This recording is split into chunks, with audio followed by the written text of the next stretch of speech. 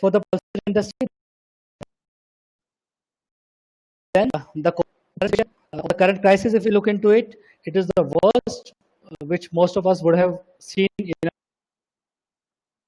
our lifetime. With all in this year, India, which has largely remained one of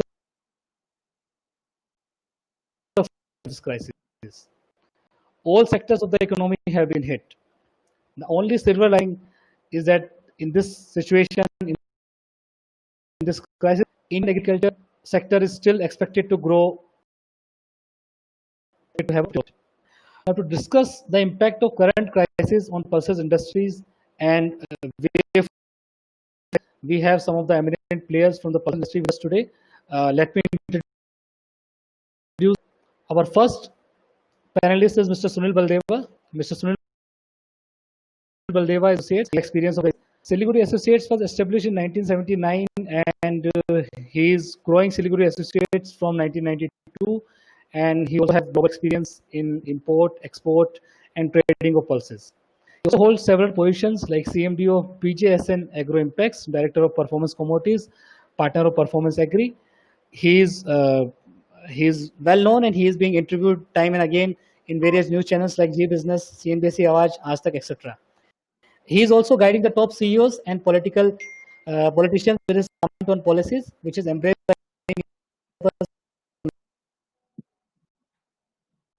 market. Our second guest today is Mr. Nitin Kalantri, CA by education. He is looking after his family profession since 2005. His group is mainly into processing of pulses, and they are there. ये कह रहे हैं किसी की audio clear नहीं हो रही है, किसी की break.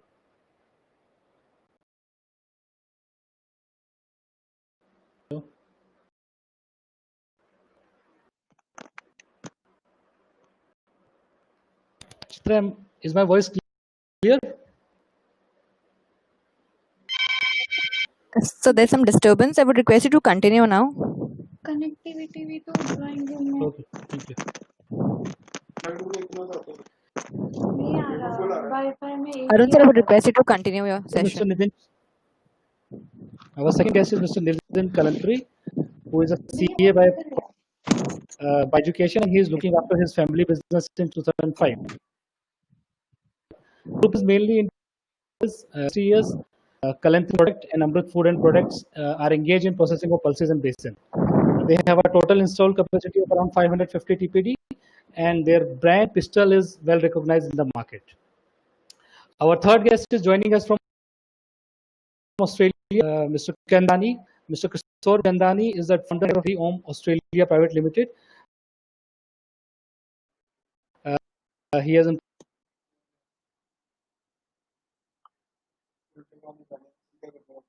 for agri home space in exporting qualifiers like from Australia. Agri provides consistent good quality competitive price, and they are located of Toowoomba in Australia. And pulses in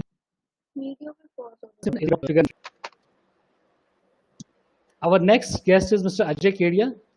Mr. Ajay Kedia is a well-known in the market.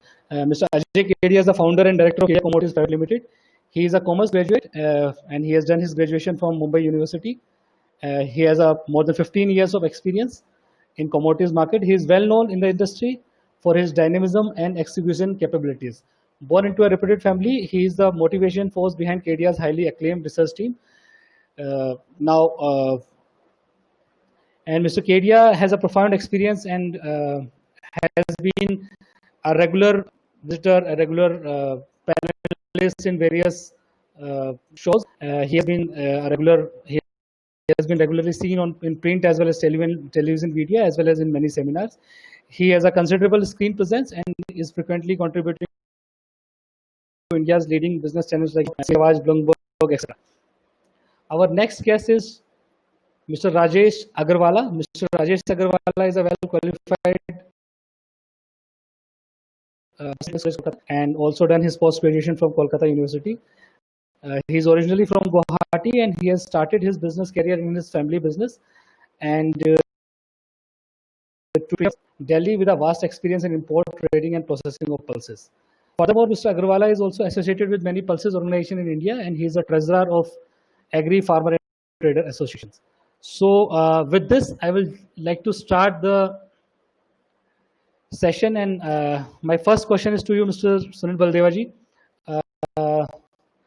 Sunil ji, the current pandemic is one of the biggest that we have seen in the recent history. How do you expect on the agriculture sector and especially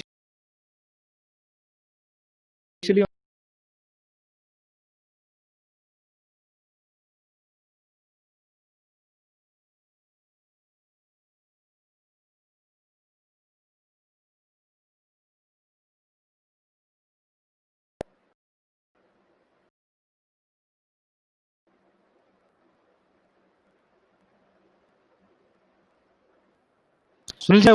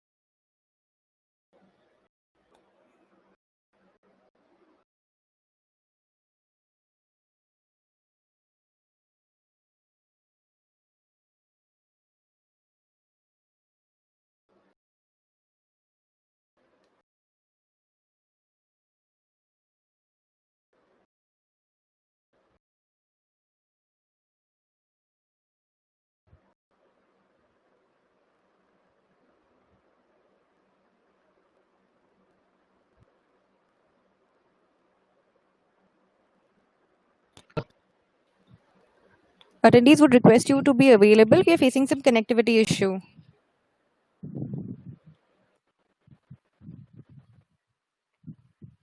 Chitra, am I here? Audible? Yes, sir, you are audible.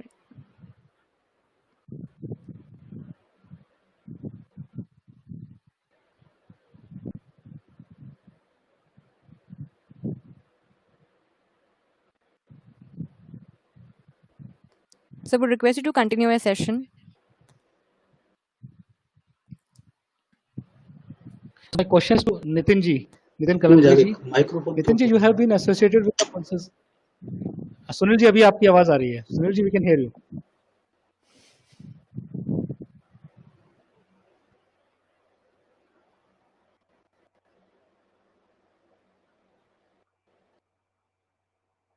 So I think connectivity issue. I'll just go to the next question.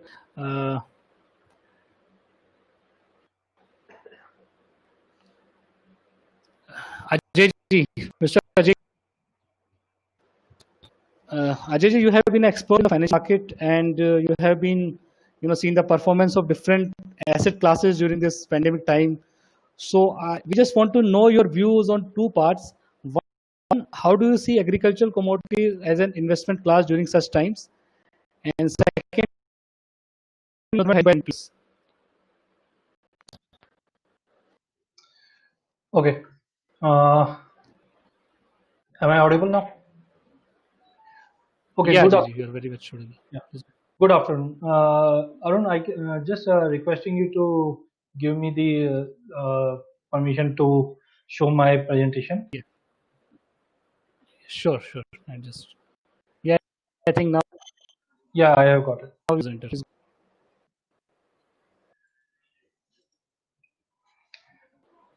So, good afternoon everybody.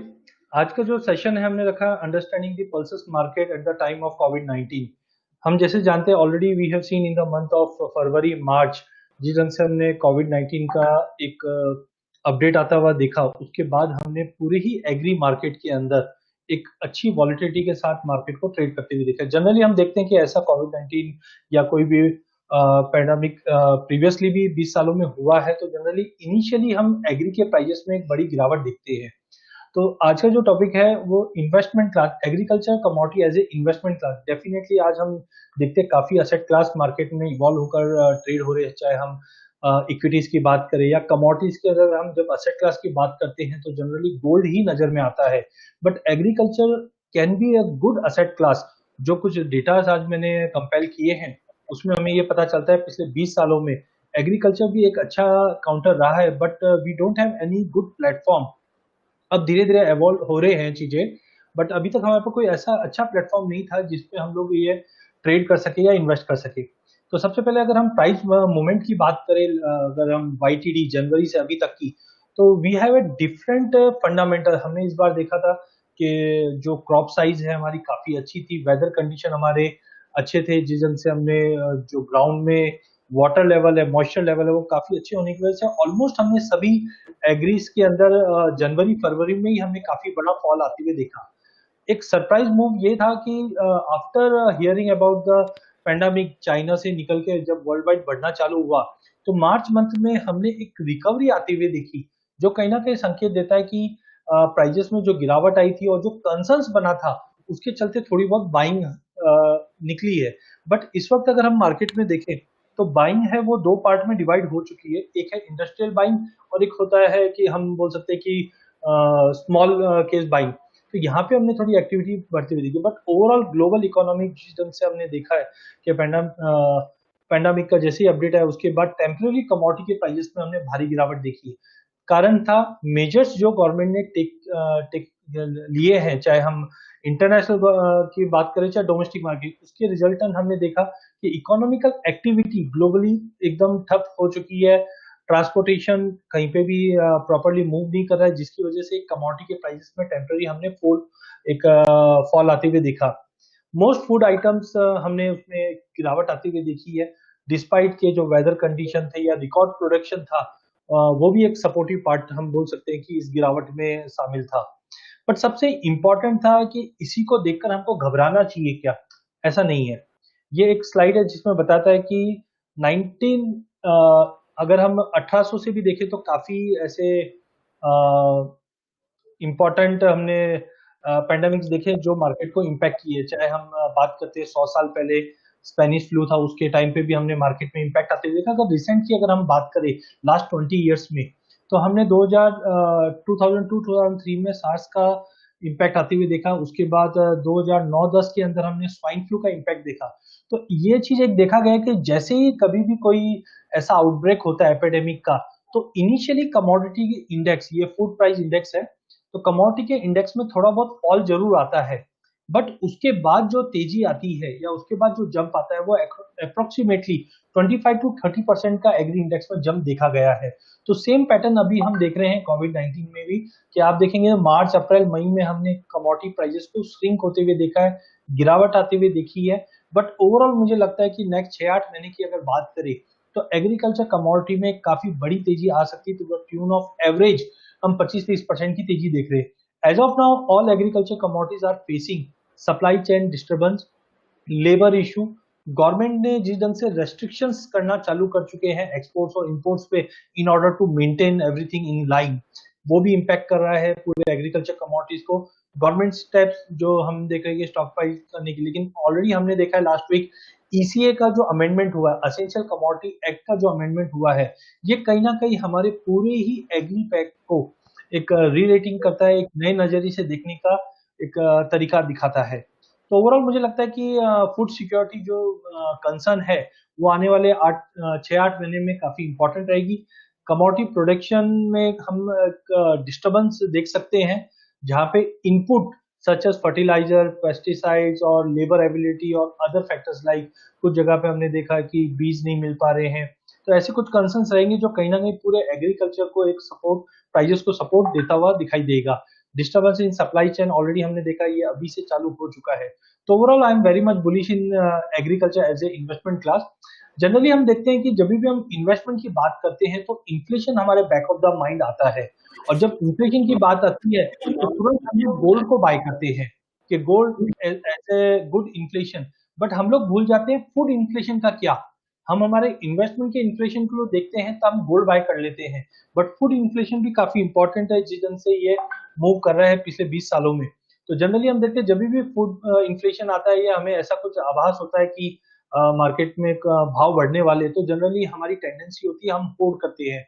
जहां मैं मेरे घर के लिए 1 महीने का या 15 दिन का राशन रखता हूँ या दालें रखता हूँ, वहां पे मैं तुरंत ही 2 महीने से 3 महीने तक की राशन इंटैक्ट करके रखना चालू कर देता हूँ। तो पिछले 2-3 महीनों में हमने देखा है जो रियल कंजम्पशन है एंड यूजर का, यहाँ पे हमने देखा है जो होर्डिंग 1 मंथ 1.5 मंथ की हुआ करती थी वो बढ़कर अभी 3 महीने तक हो चुकी है।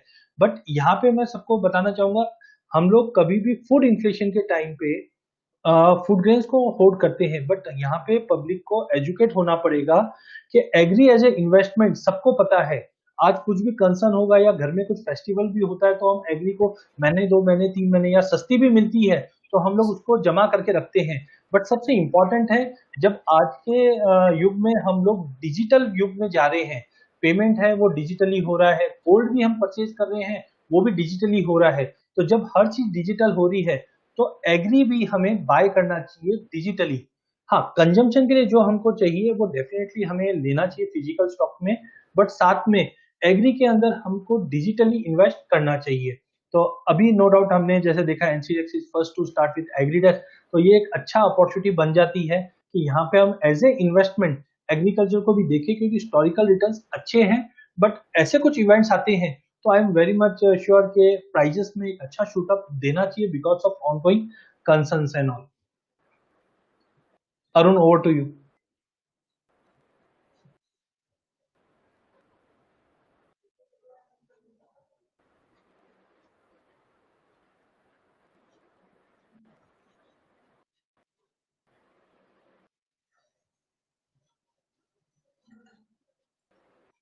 Yes, Arun. Over to you.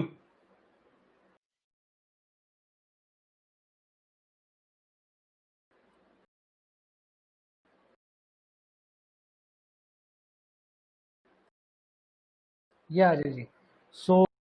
Uh, so Sunil ji, I think my next question is to you. Yes.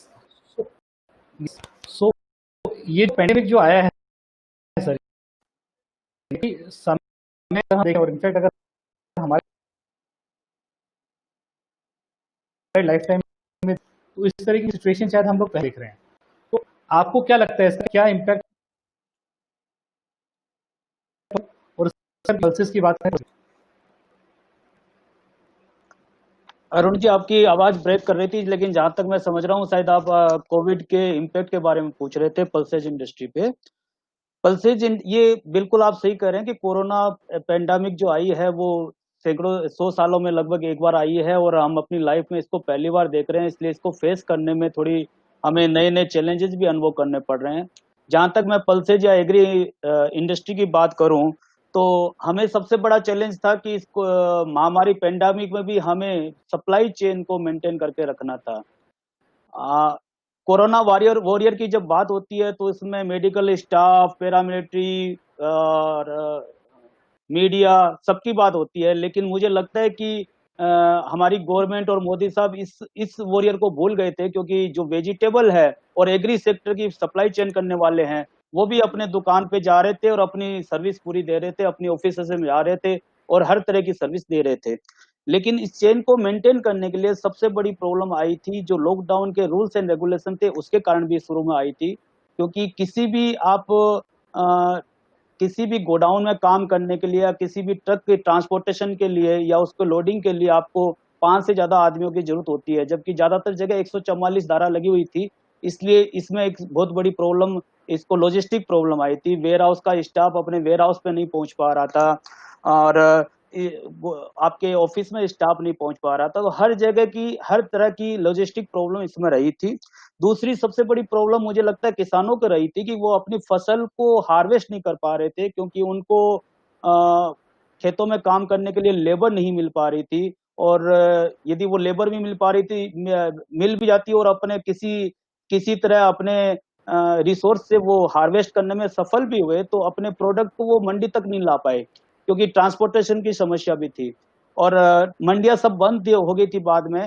तो अपने प्रोडक्ट को सेल करने की उनकी सबसे बड़ी समस्या थी। दूसरी समस्या बायर्स को रही थी, मिलर्स को रही थी, क्योंकि वो कहीं पे भी जाके अपने माल की इंस्पेक्शन नहीं कर पाते थे। उनको यदि एमपी या राजस्थान से दिल्ली बैठे किसी प्रोसेसर को एमपी या राजस्थान में माल खरीदना है, तो वो फिजिकली इंस्पेक्शन नहीं कर पा रहा था। और ई पेमेंट और ई ट्रेडिंग का कॉन्सेप्ट व्यापारियों को अपनाना पड़ा, जबकि हमारे यहाँ इस तरह की हमारे यहाँ जो एग्रीकल्चर सेक्टर के जो ट्रेडर हैं, वो ज्यादा टेक्निक सेवी और एजुकेटेड नहीं है उस हिसाब से कि वो एकदम से इसको अडॉप्ट कर सके। तो एक इसमें भी एक प्रॉब्लम फेस करनी पड़ी। जो गवर्नमेंट के टेंडर आ रहे थे वो भी ई टेंडर हो रहे थे, पेमेंट भी ई टेंडर हो रहे थे, तो इन सब चीजों को भी अडॉप्ट करना एक चैलेंज रहा हिंदुस्तान में। और सारी मंडियां बंद होने से प्राइस डिस्कवरी नहीं हो पाई, क्योंकि ज्यादातर मंडियां जो है वो सोशल डिस्टेंसिंग के चलते बंद रखी गई, या फिर कुछ मंडियों को चालू भी रखा गया, तो उसको फार्मर्स को बहुत कम अलाउ किया गया। कुछ 5 या 10 या 20 फार्मर को हर मंडी में अलाउ किया गया। इसके लिए माल आया नहीं पाया, और कुछ किसान भी, फार्मर्स भी जो है माल लाने में ज्यादा इच्छुक नहीं थे। तो प्राइस डिस्कवरी की बात करें तो प्राइस डिस्कवरी बिल्कुल नहीं हो पाई। तो ये जनरली ये सारे पॉइंट जो थे वो इस पेंडेमिक में इस एग्री चेन को जो है वो सामना करना पड़ा। धन्यवाद सुनील जी। आपने किसानों की बात की है, तो मैं अगला सवाल जो मेरा है वो राजेश अग्रवाल जी से पूछना चाहूँगा, क्योंकि राजेश जी पल्सेस प्रोसेसर तो हैं ही, और साथ में ये फार्मर से भी जुड़े हुए हैं, क्योंकि ये एक रिप्रेजेंटेटिव है एग्री फार्मर।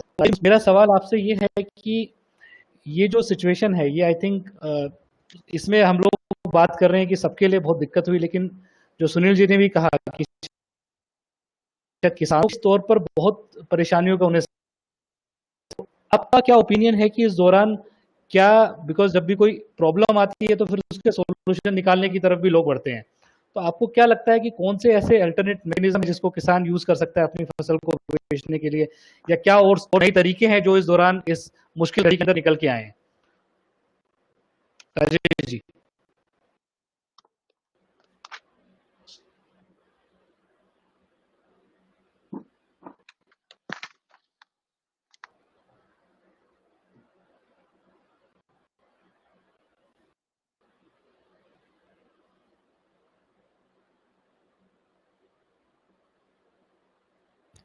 सुनील जी, राजेश जी से लगता है हमारा संपर्क नहीं हो पा रहा है शायद। हेलो हेलो, हाँ राजेश आवाज जी, आ रही है? Please go ahead. हाँ बिल्कुल बिल्कुल, हाँ। Please go ahead. Arun ji, सबसे पहले तो मैं आपको और एनसीडीएस को धन्यवाद देना चाहता हूँ कि मुझे अपॉर्चुनिटी दी है इस प्लेटफॉर्म पर आके अपनी ओपिनियन बताने के लिए। किसानों के बारे में अभी आपने जो सवाल मुझे पूछा, बहुत सारे जवाब इसके अंदर सुनील जी ने आपको दिए हैं। मैं अब उनसे हटके बताना चाहता हूँ। कोविड-19 एक बहुत बड़ी प्रॉब्लम देश में नहीं बल्कि पूरी दुनिया में आई है। फार्मर्स की विशेषता से प्रॉब्लम है, ट्रांसपोर्टेशन की, कल्टीवेशन की, हार्वेस्टिंग की, लेबर की, मूवमेंट की, मंडीज में वो माल ले जाते तो पता चलता मंडी बंद है, वहां एंट्री कर नहीं सकते, माल को खा रखे। वेदर प्रॉब्लम भी आई कई जगह। हर स्टेट के अंदर ये अलग अलग प्रॉब्लम किसानों के लिए थी। उससे अलावा किसानों का जो माल होता है, जो फार्मर ड्रेस माल होता है, हर किसान का अलग अलग क्वालिटी का होता है। तो ये ऑनलाइन सेल करना या ई कॉमर्स में काम करना, क्वालिटी की ऑथेंटिटी वगैरह नहीं हो पाती है। और डायरेक्ट कनेक्शन के अंदर वो अगर मान लीजिए मिलर को भी बेचता है या कमीशन एजेंट को भी देता है, तो उनको कॉन्फिडेंस नहीं आता है कि उनको प्राइस रियलाइजेशन सही हुआ है कि नहीं हुआ। इसलिए मेन मुद्दा इनका जो है वो एज पर मंडीज के थ्रू ही वो बेचे, तो ही उन लोगों के लिए बढ़िया होता है। उसमें वो कन्विंस भी रहते हैं, कॉन्फिडेंस भी रहते हैं। हर स्टेट की क्वालिटी अलग होती है फार्मर ड्रेस के अंदर, हर जगह की क्वालिटी अलग होती है। फार्मर्स को और भी बहुत इश्यूज थे, लाइट के इश्यूज हैं, फिर आपके लाइट के अलावा मेनली इसके लेबर के भी इश्यूज रहे, ट्रैक्टर की मूवमेंट की इश्यूज रही है। ग्लोबल इकोनॉमी में इतना ज्यादा उन्होंने सफर किया है जिसकी कोई भी अपन मुकाबला नहीं कर सकते। साइक्लोन जैसे कल आया रात को वेस्ट बंगाल में, उड़ीसा में, इसका इफेक्ट खाली उड़ीसा और वेस्ट बंगाल में नहीं है, दूर दूर तक लोगों का है। यहाँ से जो माल गया किसान वहां जा रहा है, या वहां का किसान का माल बाहर निकल रहे हैं, वो भी फेस कर रहे हैं सारी प्रॉब्लम्स किसानों को। और जबकि वो हमारे गॉडफादर हैं सही माने में, उनकी भलाई में, उनकी उन्नति में हमारी उन्नति है। हमारा existence because of those farmers. Government बहुत अच्छी पॉलिसी बनाती है, एमएसपी बनाती है, लेकिन एमएसपी एक स्टैंडर्ड रेट होती है, क्वालिटी उससे बहुत ज्यादा वेरी करती है। 200 500 रुपए नीचे भी होती है, 200 500 रुपया ऊंची भी होती है। तो MSP is a benchmark, is A correct, लेकिन उस बेंचमार्क के थ्रू काम होना और फिर गवर्नमेंट को सेटिस्फाई होना बहुत मुश्किल है, ट्रेडर को सेटिस्फाई होना। अगर किसान कन्विंस नहीं होता, जिसकी क्वालिटी बढ़िया है वो तो कहेगा मुझे ऊंचा मिलना चाहिए, और जिसकी हल्की क्वालिटी है वो कहेगा मेरा माल आप एमएसपी पे लो। तो ये बहुत सारे इश्यूज है, इस तरह है। तो गवर्नमेंट सपोर्ट बहुत कर रही है किसानों को, नो डाउट। जिस तरह के उन्होंने अभी एसेंशियल कमोडिटी एक्ट में रिलैक्सेशन दिया, एपीएमसी में रिलैक्सेशन देने की बात कर रही है, तो ये सब चीजें बढ़ के, और उसके बाद कॉन्ट्रैक्ट फार्मिंग की मैं बात कर रहा हूँ, जैसे अभी एसेंशियल कमोडिटी एक्ट में उन्होंने कॉन्ट्रैक्ट फार्मिंग अलाउ करी है। लेकिन ये सब के रिजल्ट्स आने में इनकी पॉजिटिवनेस है बहुत, इनके रिजल्ट्स आने में अरुण जी काफी टाइम लगेगा। ये ओवरनाइट इनका सॉल्यूशन नहीं है, लेकिन it's a good move by the government of India to take these steps positively for the benefit of the farmers as well as for the society of our country. Thank you Arun ji, please. Thank you Rajesh ji. मेरा अगला question Nitin ji आपसे है, क्योंकि आप processing industry से जुड़े हुए हैं और प्रोसेसिंग इंडस्ट्री ने भी काफ़ी सारे चैलेंजेस इस दौरान फेस किए हैं। तो अब इससे आगे आप क्या देखते हैं? तो क्या ये स्थिति सुधरने वाली आपको लगती है शॉर्ट टर्म में, या आपको लग रहा है कि इसमें अधिक समय लगेगा? और अगर समय लगे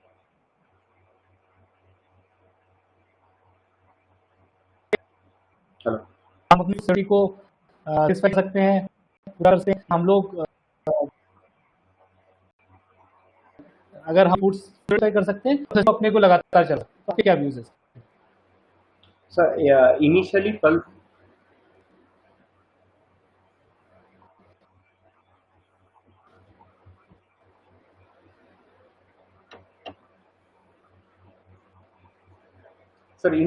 पल्सेस इंडस्ट्री चालू करने में काफी दिक्कत थी। लॉकडाउन जब अनाउंस हुआ तो वर्कर्स काम पे आने में रिलक्टेंट थे। सबको समझाया कि आज जैसा डॉक्टर्स, पुलिस और गवर्नमेंट देश की सेवा कर रहे हैं, वैसे अपन भी यूनिट चला के सप्लाई मेंटेन रख के देश की एक सेवा कर रहे हैं। वर्कर्स काम पे लौटे, 2 महीने बहुत अच्छा काम चला। अजय सर ने जैसा अभी कहा कि हम 1 महीने घर पे कमोडिटी होल्ड करके रखते, तो सेम केस हुआ। फर्स्ट लॉकडाउन जब अनाउंस हुआ तो लोग होल्डिंग करने लग गए और एक पैनिक बाइंग हो गया, और मिलर्स के पास जितना माल था वो लोगों ने सेल कर दिया, लेकिन जो नेक्स्ट सप्लाईज थी उसके लिए उनको रॉ मटेरियल की अवेलेबिलिटी नहीं थी, सभी एपीएमसी क्लोज थी। तो एक टाइम लगा प्राइसेस को स्टेबलाइज होने के लिए। और अजय सर ने जैसा कहा कि इसमें पहले प्राइसेस घटते, तो हमने देखा कि इनिशियली प्राइसेस राइज हुए फर्स्ट और सेकेंड लॉकडाउन के बाद। लोगों ने पैनिक बाइंग की, और पैनिक बाइंग के बाद अब लोगों ने 2-3 महीने का माल स्टॉक कर लिया है, तो अब रूटीन डिमांड है। अब सबसे बड़ी दिक्कत आ रही है सर, काफी जो इंडस्ट्रीज काम करती है कोई भी स्टेट में, उन सब के पास माइग्रेंट लेबर काम कर रहे हैं।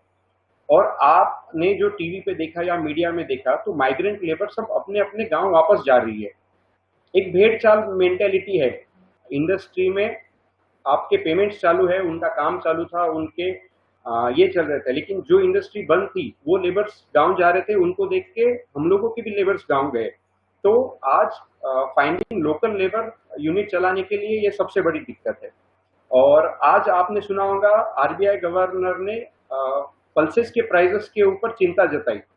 तो मैं आप सब लोगों को बताना चाहता हूं कि इनिशियली प्राइसेस राइज हुए थे 8 to 10% रॉ मटेरियल अवेलेबिलिटी नहीं रहने की वजह से, और आज जैसे जैसे एपीएमसी खुल गई है, काफी मंडियां खुल गई है, वेयरहाउसेस खुल गए हैं, तो अब डिमांड सप्लाई मैच हो गया है और प्राइसेस स्टेबलाइज हो गई है। इंडस्ट्री में और दिक्कत आई आपकी एपीएमसी के लिए। अभी जैसा वाशी एपीएमसी में कोरोना केसेस बढ़ गए तो वाशी एपीएमसी काफी दिन बंद हो गई। 8-8, 10-10 दिन लगे हम लोगों ने जो माल भरा वो अनलोडिंग होने के लिए। सेकेंडली, जो कच्ची माल की मंडियां है जैसा अकोला हो गया या और कोई मंडी जहां पे कोरोना केसेस मिले हैं, तो वहां पे मंडियां बंद होगी, तो ट्रेड ओवरऑल डिस्टर्ब है। सुनील जी ने जैसा कहा, काफी मंडियां खुली है, काफी मंडियां बंद है, तो प्राइस डिस्कवरी एक बड़ा इशू हो गया है। डिमांड अब धीरे धीरे काफी घट गई है। इंडस्ट्री में सोशल डिस्टेंसिंग रख के काम करना एक बड़ा चैलेंज है, क्योंकि गाड़ी अनलोडिंग लोडिंग करते वक्त हमाल या मजदूर बाजू बाजू में होते हैं, तो उनको एजुकेट करना और काम करवाना ये एक बड़ी चैलेंज है। इंडस्ट्री के लिए, फैक्ट्रीज के लिए, मिल्स के लिए जो सप्लाईज लगती है और जो ब्रेकडाउन के बाद जो सर्विसेज चाहिए वो भी थोड़ी मुश्किल हो रही थी, लेकिन अब जैसा लॉकडाउन खुल गया है तो काफी सारी मुश्किलें ये हो गई है, और गवर्नमेंट ने, लोकल प्रशासन ने भी बहुत मदद की है। इनिशियली पासेस अरेंज करने में, यूनिट चालू करने में उनका पूरा सहयोग रहा ताकि प्राइसेस नहीं बढ़े, और इंडस्ट्री ने भी बहुत अच्छा काम किया है। पूरी सप्लाईज उन्होंने मेंटेन की है और प्राइसेस जो इनिशियली बढ़ी थी अब वो काफी कंट्रोल में है। Arun sir.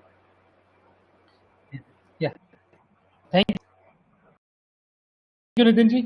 So, the Indian perspective of the pulse industry and the agriculture industry. Now, to just have a macro level from the world perspective, we have Mr. Kishore Bulchandani from Australia. Kishore is, the biggest exporter of wheat to India, and if we, look at last few years, we have constantly growing, and the import of chana from Australia has been coming down. Now, this is one issue that probably the Australian chickpea planter would be facing, and additionally, this pandemic has come now. So, you are sitting there. How do you know? What do you think? What will be the short-term impact of this pandemic, as well as how do you see the situation in the coming, near term as well as the long term?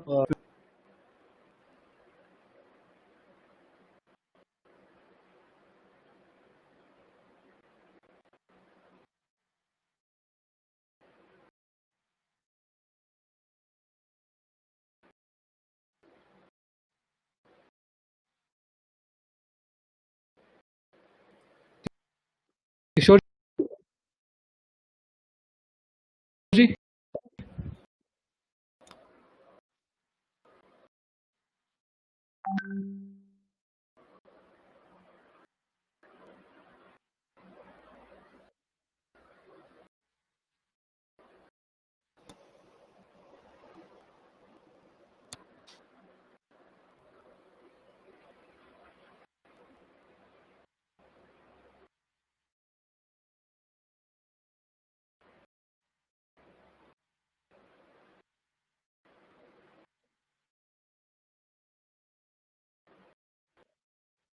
Mike is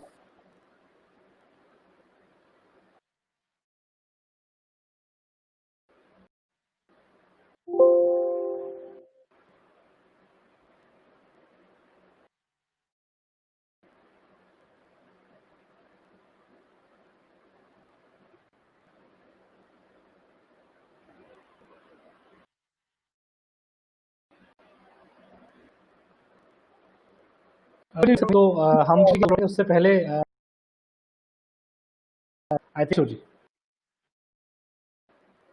किशोर जी के पास दोबारा लौटेंगे, उससे पहले सुनील जी, मेरा अगला सवाल आपसे है। बात कर रहे थे अभी तक हमने ज्यादातर बात की क्या हुआ है पेंडेमिक के दौरान और क्या क्या चैलेंजेस हमने फेस किए, लेकिन एक जो है जो बड़ी चीज अगर मैं तो एसओटी एक्ट, जो जब भी हम करते थे तो पल्सेस का एक फैक्टर होता था कि काफी लोग पार्टिसिपेट नहीं कर पाते हैं या डर डर के पार्टिसिपेट करते हैं, कुछ को नहीं करेंगे या उसे हटा देंगे या केवल ऐसी सिचुएशन के लिए रखेंगे जब कोई बहुत बड़ी विपदा देश के ऊपर आएगी। इसके अलावा बहुत सारी स्टेट गवर्नमेंट्स ने अपने एपीएमसी लॉज चेंज किए हैं। तो ये सब जो रिफॉर्म हुए हैं, इनको आप एक ट्रेडर की नज़र से किस प्रकार से देखते हैं? आपको क्या लगता है आने वाले समय में ट्रेडर के लिए?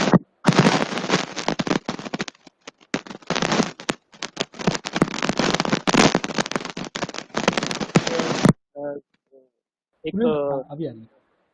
हम एक आपदा को भी हम एक सुझाव और एक उसके रूप में देख रहे हैं। तो मुझे लगता है कि इन्होंने जो अमेंडमेंट करने की घोषणा की, अभी तक हालांकि नोटिफिकेशन नहीं आया है, लेकिन मैं समझता हूं कि ये 1955 एसेंशियल कमोडिटी एक्ट को यदि दाल और पांच चीजों में इन्होंने रेगुलेट करने की बात करी है, तो मुझे लगता है ये एक बहुत ही अच्छा कदम है और इससे एक नया उत्साह इसमें एग्री चेन में दिखाई देगा। जो इससे मल्टीनेशनल कंपनियां, जो बड़े प्लेयर, आज से 2015 में जो एक इंसिडेंट हुआ था, उसके बाद में इस स्टॉक करने में और फार्मर्स का जाके माल खरीदने में जो हिचकिचाने लगे थे, मुझे लगता है वो दोबारा आ जाएंगे। मैं आपको एक अरुण जी सबसे बड़ी बात बताऊं कि 2015 के बाद हम एमएसपी को अचीव करने में हमेशा कोशिश करी है, लेकिन हम अचीव नहीं कर पाए हैं। इसका सबसे बड़ा कारण है कि प्रोसेसर, बड़ी कंपनियां, ट्रेडर्स और व्यापारी, छोटी मंडियों के व्यापारी, वो सब स्टॉक की भावना से दूर हटते गए और वही जाके किसानों का माल खरीदते थे, क्योंकि गवर्नमेंट तो केवल 15 से 25% मैक्सिमम माल खरीदती है। जो 70 से 75% माल है, जो किसानों को फसल के टाइम में बेचना होता है, उसको खरीदने के लिए केवल और केवल व्यापारी ही आते हैं। तो नीति आयोग ने भी यही बोला था कि बिना व्यापारी के आप एमएसपी को अचीव नहीं कर सकते। और हर स्टेज पे मैं भी ये बात उठाता रहा हूं कि बिना व्यापारियों को सहायता, बिना व्यापारियों को आप छूट दिए हुए, बिना व्यापारियों की आप सहायता किए हुए, बिना व्यापारियों को आप कंसीडर करते हुए आप एमएसपी को अचीव नहीं कर सकते। तो ये एक एसेंशियल कमोडिटी एक्ट को इसमें अमेंडमेंट करना एक बहुत अच्छा कदम है और 1955 के बाद व्यापारी जो है पहली बार अपने को आजाद महसूस करेगा। दूसरा, आपने जैसे बोला कि वन मंडी वन लाइसेंस का जो कॉन्सेप्ट है वो भी बहुत अच्छा है, क्योंकि एक यदि दिल्ली का व्यापारी है, उसको कहीं एमपी में मंडी खरीदना है, तो उसको हर मंडी में अलग अलग लाइसेंस लेना पड़ता था, जो प्रैक्टिकल संभव नहीं होता था। यदि उसको एक ही मंडी में, एक ही स्टेट में एक ही मंडी हो जाएगा, तो वो किसान पे कहीं पे भी जाके माल खरीद सकेगा। जैसा कि अभी सरकार ने ये अलाउ किया है कि आप सीधे जाके, डायरेक्ट जाके किसानों से माल खरीद सकते हैं, ताकि किसानों को जो भाव है वो अच्छे से अच्छे मिल सके। लेकिन इसके लिए मैं ये कहना चाहूंगा कि मंडी टैक्स आता है, उसको मंडी टैक्स को जो मंडियों पे डेवलपमेंट में खर्च करना चाहिए। जैसे अभी राजेश जी ने बताया कि यदि किसानों को कोई कोविड-19 में किसानों को बड़ी प्रॉब्लम हुई, यदि हम मंडी टैक्स का मंडी के डेवलपमेंट में खर्च करते, वहां इंफ्रास्ट्रक्चर बनाते, वहां यदि किसानों को बैठने की जगह देते, वहां किसानों को रुकने की जगह देते, किसानों की पानी की पीने की व्यवस्था करते, यदि वो ट्रॉली लेके जा रहे हैं तो उसको नंबरिंग ट्रॉली की देने की व्यवस्था जो है वो होती, और उसके चैनल कोविड-19 के बचाव के लिए यदि सारे साधन होते, तो हमें मंडियां बंद करने की जरूरत नहीं पड़ती और किसान को ये सफर जो आज करना पड़ रहा है वो नहीं करना पड़ता। तो मुझे मेरी हमेशा ये सुझाव सरकार को भी रहा है, आपके प्लेटफॉर्म द्वारा भी मैं सब व्यापारियों को और सरकार को सुझाव यही देना चाहूंगा कि मंडी का जो टैक्स आता है, उसका खर्चा जो है, सरकार उसको इनकम नहीं समझे, उसका खर्चा फार्मर्स के बेटरमेंट के लिए किया जाए, फार्मर्स के भले के लिए किया जाए और मंडियों के इंफ्रास्ट्रक्चर को बनाया जाए। दूसरा, यदि कोई भी आज प्रोसेसर है, जैसे लातूर बैठे नितिन जी प्रोसेसर है, उनको पूरे महाराष्ट्र में माल खरीदना है, कर्नाटका में माल खरीदना है, तो माल का फिजिकल इंस्पेक्शन नहीं कर पा रहे। यदि मंडी अपने ग्रेडर कर दे, हर पैरामीटर बना दे, ग्रेड ए में ये पैरामीटर है, ग्रेड बी में ये पैरामीटर है, ग्रेड सी में ये पैरामीटर है, और ये फार्मर जो लेके आया है, इस टोली में जो इतने बोरे हैं वो इस ग्रेड के हैं, तो वो लातूर बैठे अपने मिल के लिए माल को खरीद सकते हैं। दिल्ली बैठा कोई और दूसरा प्रोसेसर भी उस माल को खरीद सकता है।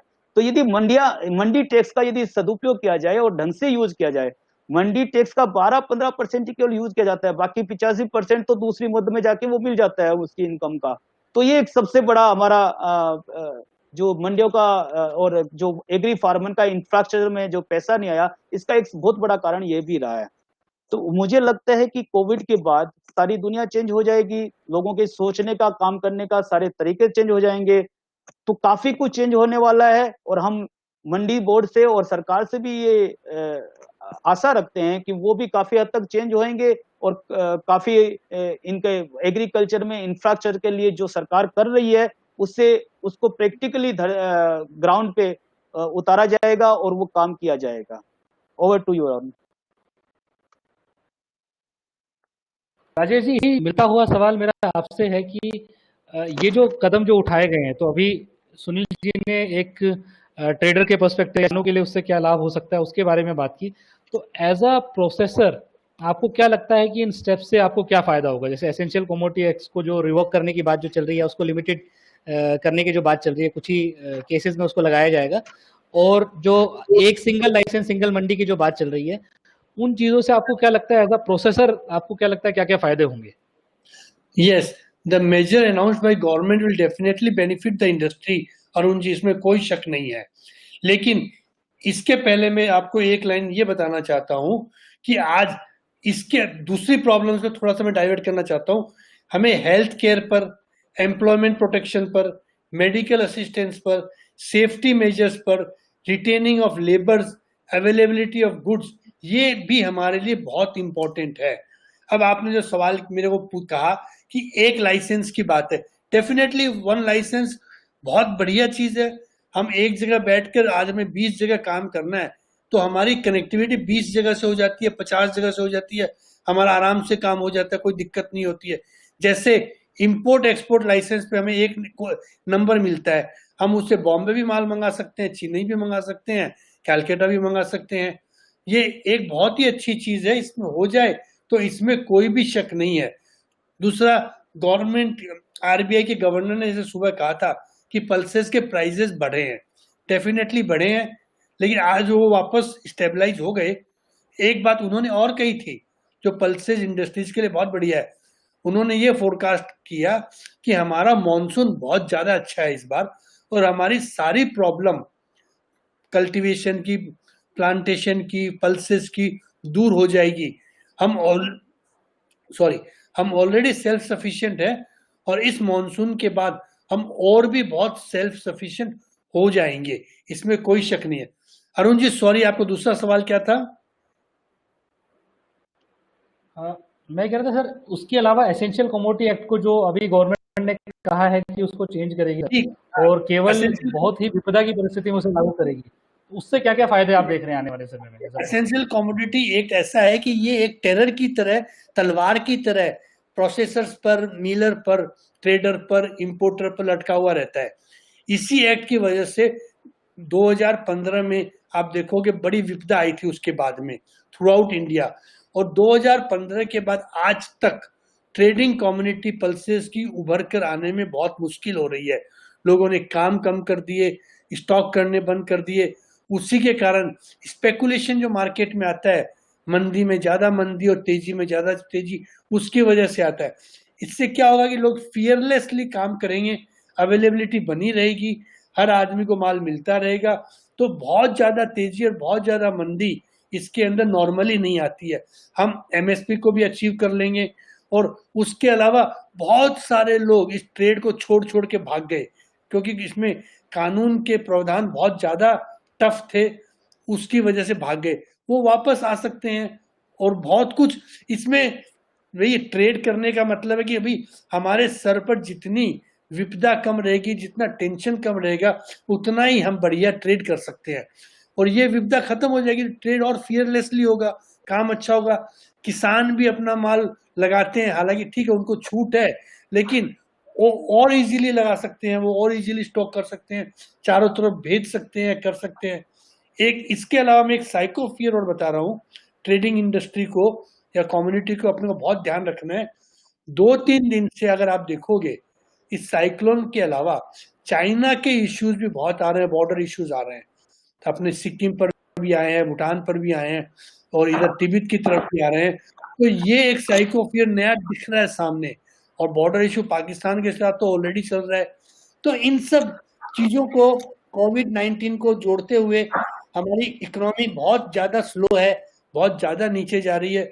हमें बहुत सोच समझ कर ट्रेड करना चाहिए, जितनी जरूरत हो उतना काम करना चाहिए, स्पेकुलेशन में बिल्कुल नहीं जाना चाहिए। पोजीशन लेनी है तो हमारे पास एनसीडीएस का प्लेटफॉर्म है, उसका यूज करना चाहिए। फिजिकल काम को बहुत सोच समझ के करना चाहिए, उससे पाइपलाइन भी बना के रखनी है। हमें कोविड से भी बचना है, इकोनॉमी भी हमारी ठीक करनी है, लेकिन ये सब फैक्टर्स भी जो हैं इनको भी कंसीडर करने को अपने दिमाग में रखकर व्यापार को करना चाहिए। अरुण जी। धन्यवाद सर। आई थिंक आपने जो जवाब दिया है फिजिकल से रिलेटेड काफ़ी अच्छा आपने, और सॉरी फिजिकल से रिलेटेड आपने और सुनील जी ने दोनों ने काफ़ी अच्छे से समझाया है कि थैंक यू अरुण जी। आपके सवाल है। Thank you. एक अलग पर्सपेक्टिव हमें अजय जी आप दे सकते हैं, वो है एक्सचेंज प्लेटफॉर्म पे कैसे इसका फायदा होगा। तो हमने ये देखा है कि एसेंशियल कमोडिटी की वजह से काफ़ी सारे लोग, मैं कहूँगा कि एक्सचेंज पे उन कमोडिटीज़ में काम करने से कतराते थे जो एसेंशियल कमोडिटी के अंदर आती है, राइट, वो उसमें काम नहीं करना चाहते थे। तो ये जैसे सरकार ने अभी कहा है कि एसेंशियल कमोडिटी एक्ट तभी लागू होगा जब कोई बहुत बड़ी विपदा आएगी, बहुत बड़ी परेशानी आएगी, नहीं तो वो नॉर्मल सर्कमस्टेंसेस में नहीं रहेगा। तो अजय जी, मेरा सवाल आपसे है कि इससे आप क्या देखते हैं कि एक्सचेंज के ऊपर जो पार्टिसिपेशन है पल्सेस कॉन्ट्रैक्ट में, उसके लिए कितना पॉजिटिव रहेगा, और उसको आप कैसे आने वाले समय में बढ़ते हुए या उसमें क्या बदलाव होते हुए देखते हैं? Okay, thanks Arun ji. देखिए, डेफिनेटली मैं सबसे पहले अप्रिशिएट करूंगा एनसीडीएक्स को, क्योंकि काफ़ी टाइम से जिस दिन से हमने एग्री प्रोडक्ट पे काम किया है, लिटरली ये काफ़ी इजी नहीं है। हमने बाकी एक्सचेंजेस को भी देखे, एग्री पे वर्क किया, बट अप्रिशिएटेबल वर्क है एनसीडीएक्स ने, जो काफ़ी टाइम में हमने एग्री के अंदर काफ़ी अच्छा वर्क किया है। और जैसे सुनील जी ने भी कहा कि असेंशियल कमोडिटी एक्ट एक तरह से आज़ादी का दरवाजा एग्री के लिए खुला है। कि अब तक हमने देखा कोई भी कमोडिटी हो एग्री के अंदर, चाहे हम ट्रेडेड है या नॉन ट्रेडेड है, टेक एग्जांपल ऑफ ऑनियन। अगर ऑनियन के भाव भी बढ़ते हैं तो तुरंत हमें समझ में आ जाता है कि कुछ ना कुछ एक्शन होगा। कोई भी इन्वेस्ट करने के लिए तैयार नहीं रहता है, कोई स्टॉक करने के लिए तैयार नहीं है। इनफैक्ट 2015 में जो हमने चीनी के साथ देखा, वो भी था फंडामेंटल हमें पता है, सामने दिख रहे हैं, एसएनडी जिस दिन से दिखा दी है कि मार्केट में तेजी ही आनी चाहिए, बट उसके बावजूद जो लोगों ने ले रखा था और रातों रात जो एक्शन हुआ, उसके बाद पब्लिक के अंदर एक इन्वेस्टर के अंदर एक घबराहट सी थी। अब हमें लगता है कि एसेंशियल कमोडिटी एक्ट ओपन होने के बाद वॉल्यूम्स में हम लोग काफी बड़ा एक मल्टी जंप देख सकते हैं। यहाँ पे हम कॉर्पोरेट्स का इन्वॉल्वमेंट काफी है, क्योंकि जनरली हम लोग भी एज ए ब्रोकिंग लॉबी से बिलोंग करते हैं। हम जब भी क्लाइंट के पास जाते हैं उनको बताते भी है कि देखो ये एसएनडी काफी अच्छी है, यहाँ पे हमें ये एग्री में माल लेके रखना चाहिए, आगे का फ्यूचर बहुत अच्छा है। बट जो घबराहट है वो हमें सीधी सीधी दिखाई देती है, क्योंकि चने में जो चीज हुई या ऑनियन में हमने पहले भी देखे, ऐसे कुछ एक्शंस जब भी होते हैं तो डेफिनेटली एक घबराहट सी रहती है। बट आई थिंक अभी एसेंशियल कमोडिटी एक्ट जो अमेंडमेंट की बात हुई है, उसके बाद एक नया ब्लड मुझे लगता है मार्केट में आएगा। इसकी वजह से प्राइवेट इन्वेस्टमेंट, चाहे वेयर हाउसिंग की तरफ, चाहे एग्री इंफ्रास्ट्रक्चर की तरफ हो, चाहे प्राइस के हिसाब से, ये जनरली हम देखते हैं चने के प्राइस में या गवार या वॉटेवर, काफी कमोडिटीज ऐसे हैं जो अगेन भी फंडामेंटल काफी ज्यादा दबी हुई है, क्योंकि पार्टिसिपेशन ज्यादा नहीं है। तो यहाँ पे मुझे लगता है कि काफी अच्छी अपॉर्चुनिटी बनेगी। साथ में जो प्रोसेसर और मिले रहती हैं, ये भी घबरा के ही पोजिशंस लेती हैं जितनी जरूरत है। बट अब जो प्राइस में अगर बड़ा फॉल है तो यहाँ पे ये बेनिफिट उठा सकते हैं। इनफैक्ट फार्मर्स के लिए भी एक फेयर प्राइस पॉलिसी हो जाएगी, कॉम्पिटिटिव प्राइस मिलेगी उनको। कभी भी बहुत बार हम देखते हैं जब एक माहौल जब एक माहौल मंदी का रहता है तो फार्मर्स को भी प्रॉपर प्राइसिंग नहीं मिलती है। तो यहाँ पे जैसे इंटरस्टेट मूवमेंट चालू हो जाएगा, दूसरी मंडी में भी जा सकते हैं। तो आई थिंक एक प्राइस डिस्कवरी का जो एक्चुअल पिलर था वो अब जाके मुझे लगता है कि क्लैरिटी के साथ होगा, और इसका सीधा सीधा असर हम देखते हैं फ्यूचर एक्सचेंजेस को बहुत अच्छा होगा। तो ओवरऑल मुझे लगता है ये जो एसेंशियल कमोडिटी एक्ट अमेंड हुआ है, ये एक नया ब्लड मार्केट में देगा और अच्छे पार्टिसिपेशंस बढ़ेंगे।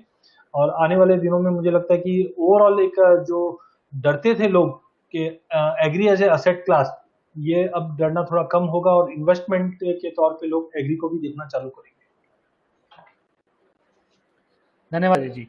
किशोर जी हमारे साथ वापस जुड़ गए हैं, पहले हमें किशोर जी की आवाज़ नहीं आ रही थी। किशोर जी, मेरा सवाल आपसे है, ऑस्ट्रेलिया जो है सबसे बड़ा एक्सपोर्टर है चने का इंडिया को, और पिछले कुछ सालों में हमने देखा है कि इंडिया का खुद का प्रोडक्शन काफ़ी बड़ा है। तो उस दौरान हमने देखा है इस वजह से ऑस्ट्रेलिया का इम्पोर्ट जो इंडिया को आता है वो पिछले अगर हम देखें 16-17 में काफी लगभग 10 लाख टन के आसपास एक्सपोर्ट होता था, अब कुछ 2-3 लाख टन के आसपास वो आके तो जिस तरीके की सिचुएशन हम लोग देख रहे हैं कि ये पेंडेमिक की वजह से हो सकता है उसका डिमांड पे असर पड़े, बाकी चीजों पे असर पड़े, तो आपको क्या लगता है इम्पैक्ट लॉन्ग टर्म होगा? और आपके ऊपर या ऑस्ट्रेलिया की अगर मैं बात करूं, क्योंकि ऑस्ट्रेलिया में कहते हैं चना जो है इंडिया के लिए उगाया जाता है, तो उसके ऊपर क्या असर होगा? आपको क्या लग रहा है, शॉर्ट टर्म चीज है या लंबी चलेगी, और अगर असर होगा तो क्या असर होगा? Arun ji, I hope you able to hear me. आपको मेरी आवाज आ रही है? क्लियर। Okay, good. बिल्कुल बिल्कुल सर। हाँ अरुण जी, सही बोल रहे हो कि ऑस्ट्रेलिया चना उगाता है इंडिया के लिए ही, बट अब वैसा नहीं रहा। Australia is hardly exporting any chana to India, और definitely the reason is the import policies from India. जो ड्यूटी लगी है 77%, उससे फिर पैरिटी ही नहीं बैठती। नाउ अब जो पैंडेमिक आया है उससे भी चीज वही है, it has not change. India will still not buy Australian chickpeas. It is still the same.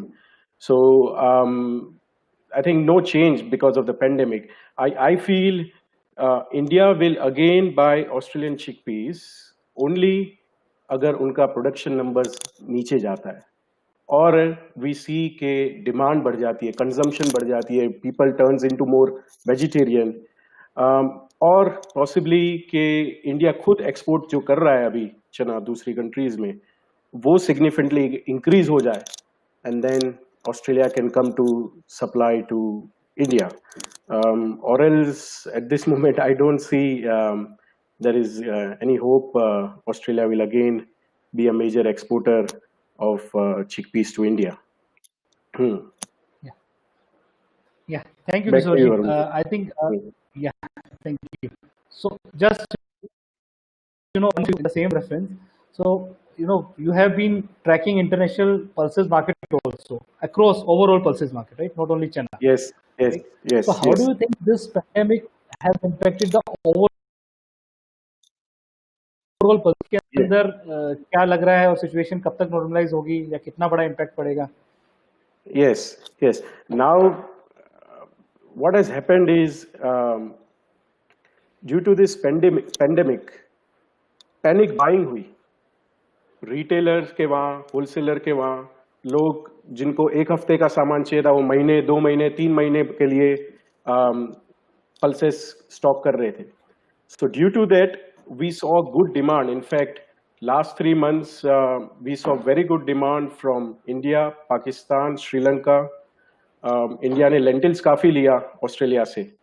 So we saw good demand in the last few months, but recently, last 30 days से we are seeing that demand is softening. वो soften होने का कारण है logistical issues, transport issues, जो सुनील जी ने भी काफ़ी अच्छी तरीके से डिस्क्राइब किया। दूसरा लेबर इश्यूज, हमें लेबर चाहिए, लेबर मिल नहीं रहा है।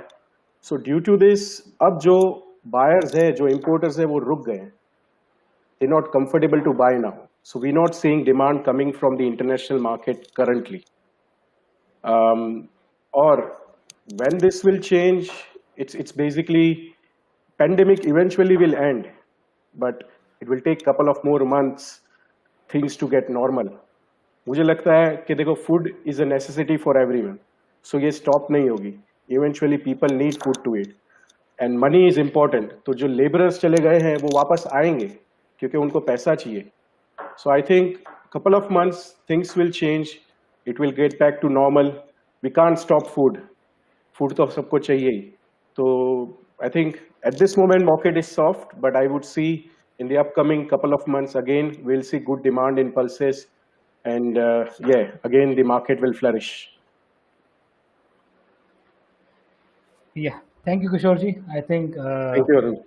Thank you, Arun ji. food, everybody will require food, and I think that is the truth which is there, right? Yes. So yes. I think we discussed about international perspective of pulses. Kishore ji has given a view about that. My next question is to Nitin जी।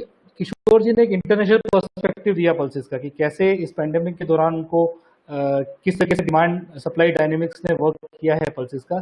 तो मैं आपसे थोड़ा, because आप processing में है इसकी, domestically आपको demand supply का डायनेमिक क्या लग रहा है इंडियन पल्सेस का, और क्या लग रहा है कितना समय लगेगा इसको नॉर्मलाइज होने में? सर लास्ट ईयर अपने पास मानसून काफी अच्छा हुआ था, सोइंग भी काफी अच्छी हुई। खरीफ में प्रोडक्शन काफी अच्छा रहा, रबी में भी बरसात अच्छी हुई और उसके भी सोइंग काफी अच्छी हुई। तो गवर्नमेंट नंबर्स के हिसाब से अगर हम जाएंगे तो थर्ड एडवांस एस्टीमेट में गवर्नमेंट के नंबर्स 230 मिलियन टन है, जो कि हमारे कंजम्पशन के रिक्वायरमेंट के हिसाब से काफी कंफर्टेबल है। लास्ट ईयर उड़द के कटाई के वक्त एमपी में जो बरसात आई उसकी वजह से क्रॉप काफी डैमेज हुआ और उसके प्राइसेस में हमने एक्सट्रीम जंप देखे। और उड़द को छोड़ के पूर्व में डिमांड सप्लाई काफी कंफर्टेबल पोजीशन है। चने में भी आप देखेंगे तो डिमांड सप्लाई काफी कंफर्टेबल पोजीशन है। मसूर में थोड़ा बहुत आपका शॉर्टेज है, इसलिए फिर कुछ इंपोर्ट्स हमको करने पड़े।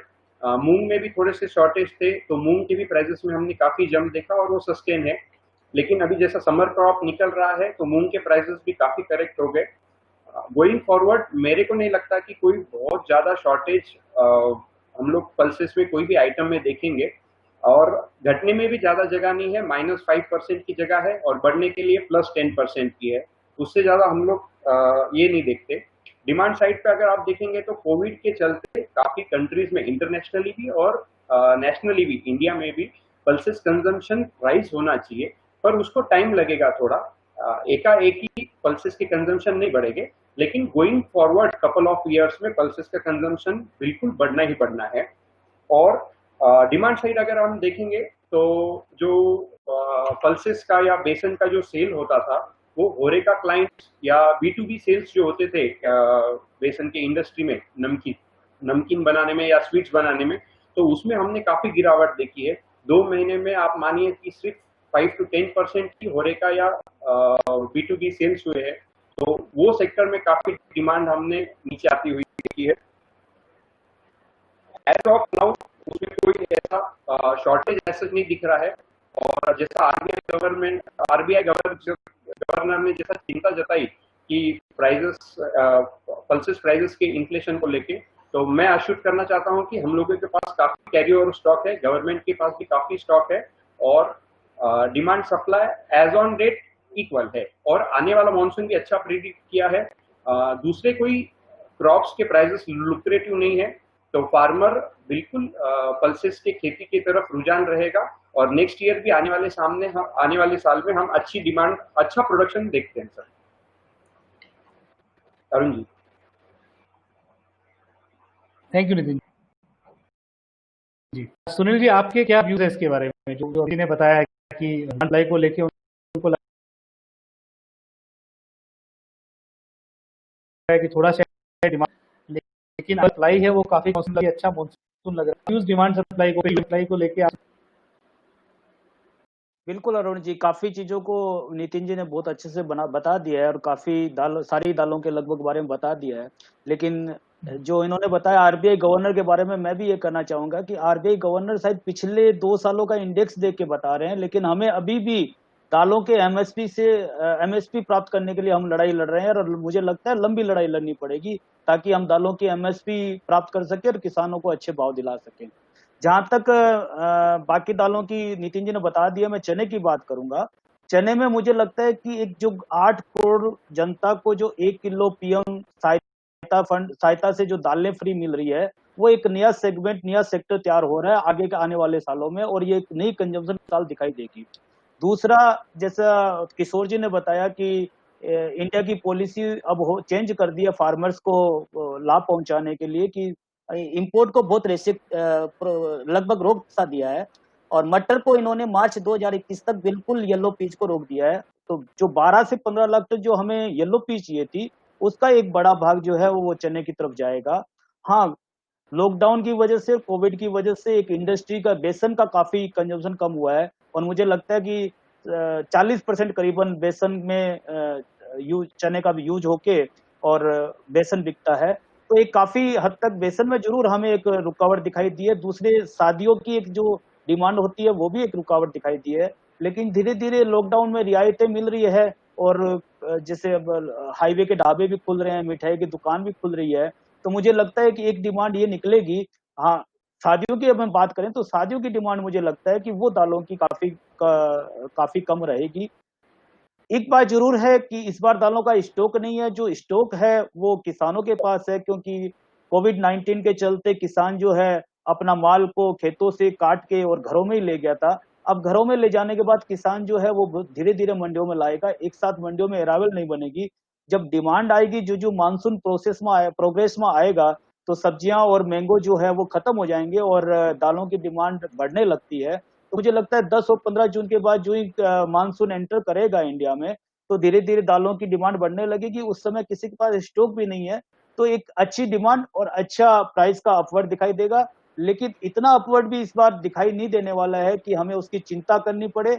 हाँ, इतना जरूर हमें होना चाहिए कि जो चीजें एमएसपी से नीचे चल रही है वो एमएसपी तक या एमएसपी से 5% 10% ऊपर तक जरूर पहुंचे, क्योंकि हम इंपोर्ट इस बार कर नहीं पाएंगे। चने का इंपोर्ट की हमें जरूरत नहीं है, मसूर का इंपोर्ट की हमें जितनी जरूरत है उतना ही हम इंपोर्ट करेंगे, क्योंकि जैसा किशोर जी ने बताया लॉजिस्टिक प्रॉब्लम बहुत रहेगी, हर कोई इंपोर्ट करने का इच्छुक नहीं है। व्यापारी अभी कोविड-19 के चलते व्यापार से थोड़ा दूर रहना चाह रहा है या फिर बहुत ही सेफ होके खेलना चाह रहा है। तो मुझे लगता है इंपोर्ट भी एक लिमिटेड क्वांटिटी में होगी और वो मसूर का इंपोर्ट शायद हमें करना पड़ेगा। बाकी इंपोर्ट जो है गवर्नमेंट ने क्वांटिटी रेस्ट्रिक्शन कर रखी है, तो जितनी क्वांटिटी गवर्नमेंट अलाउ करेगी तो उतनी इंपोर्ट हो जाएगा और सप्लाई जो है वो भी बराबर बनी रहेगी और किसानों को भाव भी, मुझे लगता है इन दोनों में जो मिसमैच था वो इस बार मैच होने की उम्मीद है कि कंज्यूमर को भी एक लगभग कहूंगा मैं, क्योंकि कहीं ना कहीं किसी को एक इसका कीमत चुकानी पड़ेगी। यदि हमें फार्मर जो 70% है उनको यदि फायदा देना है, तो हम एमएसपी के माल खरीदने के बाद उसके बाद प्रोसेस करने के बाद हम जब दालों की तेजी की बात करते हैं तो कहते हैं मंडियों में 40 रुपए बिक रहा है जबकि दाल 80 रुपए बिक रही है। मंडियों में जो 40 रुपए चीज बिकती है वो प्रोसेसिंग यूनिट के पास जाते जाते वो 45 की हो जाती है। उसमें 20% जो है वो बाई प्रोडक्ट या चूरी कोरमा पशु आहार बनता है, तो 20% यदि उसका और वैल्यू एड कर दें तो 800 रुपये उसमें और जुड़ जाते हैं। फिर उसकी दाल की पैकिंग करके रिटेलर तक पहुंचा के उसको बेचना होता है। तो इसलिए वो जो यदि रॉ मटेरियल से फिनिश के बीच में आप यदि भाव का डिफरेंस लगाएंगे तो काफी ज्यादा हो जाता है। लेकिन यदि हम एमएसपी को देखते हुए यदि दालों को देखेंगे तो इंडिया में भाव अभी भी काफी नीचे हैं, इसीलिए इंडिया में इंपोर्ट नहीं हो रहा है और बल्कि चना जो है इंडिया दुबई और बांग्लादेश एक्सपोर्ट किया है। पिछले भी महीने करीबन 200-250 कंटेनर दुबई के लिए लोड हुए हैं। तो मुझे लगता है कि यदि नीचे भाव रहेंगे तो हम बल्कि एक्सपोर्ट करने के कदम की तरफ है, न कि हमें इंपोर्ट की जरूरत है।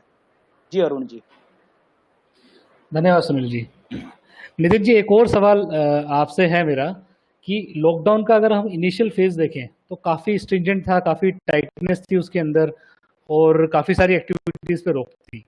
अब धीरे धीरे करके सरकार ने ये और उस समय जो बिजनेस थे उन्होंने सर्वाइवल के लिए कुछ ना कुछ तरीके, नए नए तरीके निकाले। अब धीरे धीरे जब ये रिस्ट्रिक्शन रिलैक्स होने शुरू हुए हैं तो क्या लगता है आपको कि कितना समय लगेगा चीज़ों को नॉर्मलाइज होने में, ए? और दूसरा जो मेरा महत्वपूर्ण सवाल है, जो मेन सवाल है वो ये है कि इस क्राइसिस से, इस सिचुएशन से पल्सेस इंडस्ट्रीज के लिए क्या पॉजिटिव टेक अवे है? मतलब क्या ऐसी चीज़ें हैं जो हम देख सकते हैं कि इस दौरान घटी है जो शायद इस इंडस्ट्री को हमेशा के लिए बदल देगी, या वो चीज़ें हमेशा के लिए इस इंडस्ट्री का पार्ट हो जाएंगी? नितिन जी। हाँ सर, अगर आप देखेंगे तो जैसा अभी सुनील भैया ने कहा कि आपका कंज्यूमर पैकिंग में इंडस्ट्री को जाने के लिए बहुत बड़ा स्कोप है। आज पैकेजिंग में इंडस्ट्री में अगर आप देखेंगे तो कंज्यूमर पैक्स में वॉल्यूम सिर्फ 0.5 to 1% ही है, तो वो सेक्टर में काफी बड़ा स्कोप है। आज लेबर प्रॉब्लम है सब जगह। तो इनिशियली लॉकडाउन फेज में भी हमने देखा कि पैकिंग दालों के लिए काफी डिमांड आई और आगे भी वो पैकिंग दालों के लिए काफी बड़ी डिमांड होनी चाहिए, नंबर 1। नंबर 2, जैसा लेबर शॉर्टेज आज सब इंडस्ट्रीज फेस कर रहे हैं, तो मेरे को ऐसा लगता है कि आगे जाते हुए इंडस्ट्री में ऑटोमेशन कैसा कर सकते हैं इस पे सबका विचार रहेगा।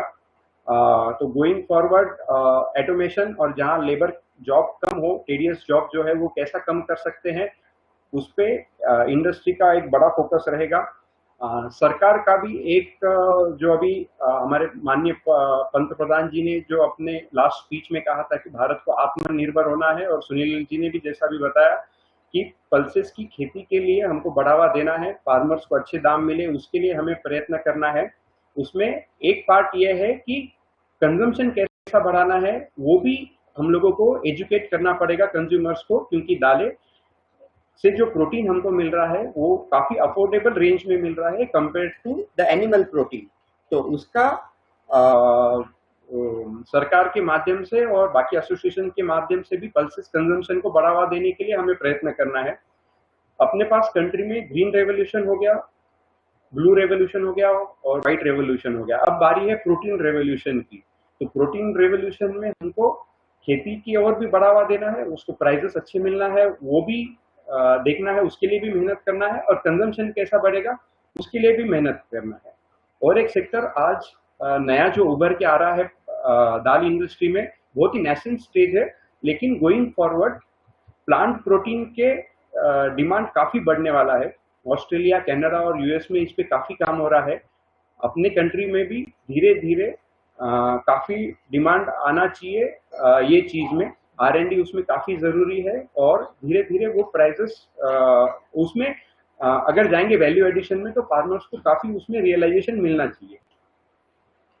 Ajay sir, sorry Arun sir. Nitin ji इससे जुड़ा हुआ है, क्योंकि आपने ये चीज बहुत अच्छी चीज आपने बताई कि प्रोटीन जो हमारा जो वेज प्रोटीन है उसकी तरफ लोगों का रुख हो रहा है। तो क्या देखते हैं आप इसके बाद में, क्या हम देखेंगे एक शिफ्ट देखेंगे नॉन वेज प्रोटीन से वेज प्रोटीन की तरफ? आपको ऐसा लगता है आया ना समय? अरुण सर, अभी तो ऐसा कुछ दिखा नहीं है, लेकिन गोइंग फॉरवर्ड जो भी काउंटर पार्ट्स है हमारे इंटरनेशनली भी वो लोग भी और नेशनली भी हम लोग देखेंगे कि काफी लोग प्रोटीन प्लांट प्रोटीन की तरफ शिफ्ट होना चाहिए। एक वेगन कल्चर अभी काफी चल रहा है, जिसमें आप एनिमल मिल्क और एनिमल ये भी यूज नहीं करते हैं।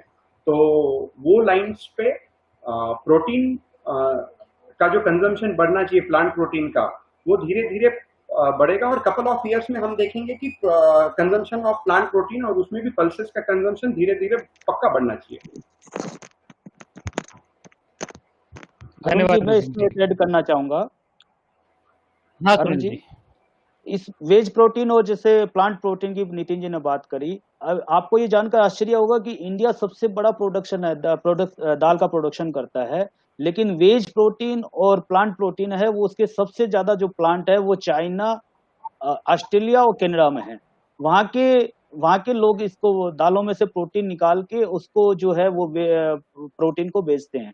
तो इसकी एक बहुत ज्यादा जरूरत है इंडिया में। हमारी एसोसिएशन जो agri farm and trade association है, उसने गवर्नमेंट को रिप्रेजेंट भी कर चुके हैं कि यहाँ पे एक इन प्लांटों को बढ़ावा देना, क्योंकि इसमें बड़ा इन्वेस्टमेंट है, 300 से 600 करोड़ का करीबन इन्वेस्टमेंट है, बड़ा इन्वेस्टमेंट है। तो इसके इन्वेस्टमेंट के लिए और टेक्निकल जानकारी भी हो सकता है यदि हम क्योंकि दालों का अभी तक हम परंपरागत तरीके से ही दालें खा रहे हैं, यदि हम उसके दूसरे तरीके भी अपना के उसको हम अभी हमारे पास एक बहुत अच्छा मौका है कि हम नॉन वेज की जगह वेज प्रोटीन को बढ़ावा दे सकें और इसके प्लांट यहाँ पे बिठा कर उसको एक्सपोर्ट ओरिएंटेड एक यूनिट बिठाने में कामयाब हो सके। जी अरुण। बिल्कुल सुनील जी, धन्यवाद। आई थिंक ये एक नया सेक्टर है जो शायद आने वाले हो सकता है इमीडिएट फ्यूचर में नहीं, लेकिन आने वाले कुछ दशकों में हमें लगे कि ये एक बिल्कुल नया सेक्टर उभर के आ रहा है, जहां दालों की डिमांड, जहां हमारी पल्सेस की डिमांड जहां से निकल के आएगी। धन्यवाद। अजय जी, मेरा आखिरी सवाल आपसे है। आखिरी सवाल इसलिए क्योंकि हमारे पास काफी सारे सवाल जो लोग हमारे यहाँ पे अटेंड कर रहे हैं इस वेबिनार को,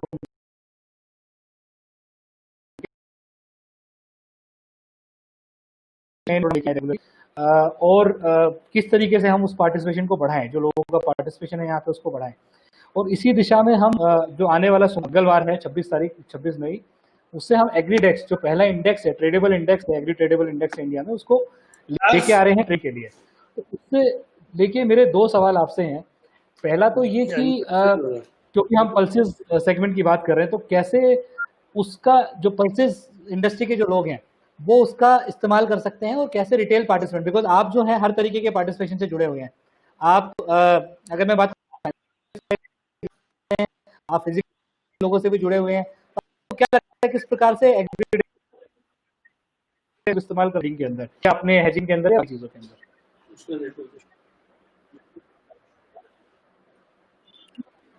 ओके, हाँ जी। थैंक यू जी।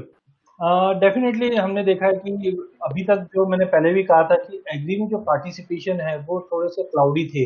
पिछले काफी टाइम में हमने देखा कि चाहे हम 2009-10 की बात करें, उड़द का टाइम था, या 2015 की बात करें जहाँ पे चने का टाइम था, तो ओवरऑल एक डर सा माहौल था कोई भी एग्री में ट्रेड करने। बट मुझे लगता है सबसे बड़ा गेम चेंजर दो है जो 2020 में आया है, नो डाउट कोविड-19 की वजह से बोल सकते हैं हम। पहला चीज आया है जो असेंशियल कमोडिटी एक्ट में अमेंडमेंट आया है, और सेकंड जो एग्री डेस्क का लॉन्चिंग है, ये आई थिंक 2020 के लिए एक पूरा ही गेम चेंजर होगा। जिस ढंग से हमने देखा कि इक्विटी मार्केट के अंदर मार्केट काफी पुराना है, सब ट्रेड हो रहे हैं, बट जैसे ही हमने इंडेक्स बेस्ड ट्रेडिंग चालू हुई, निफ्टी, बैंक निफ्टी, उसके बाद एक मार्केट का हॉराइजन टोटली चेंज हो चुका था।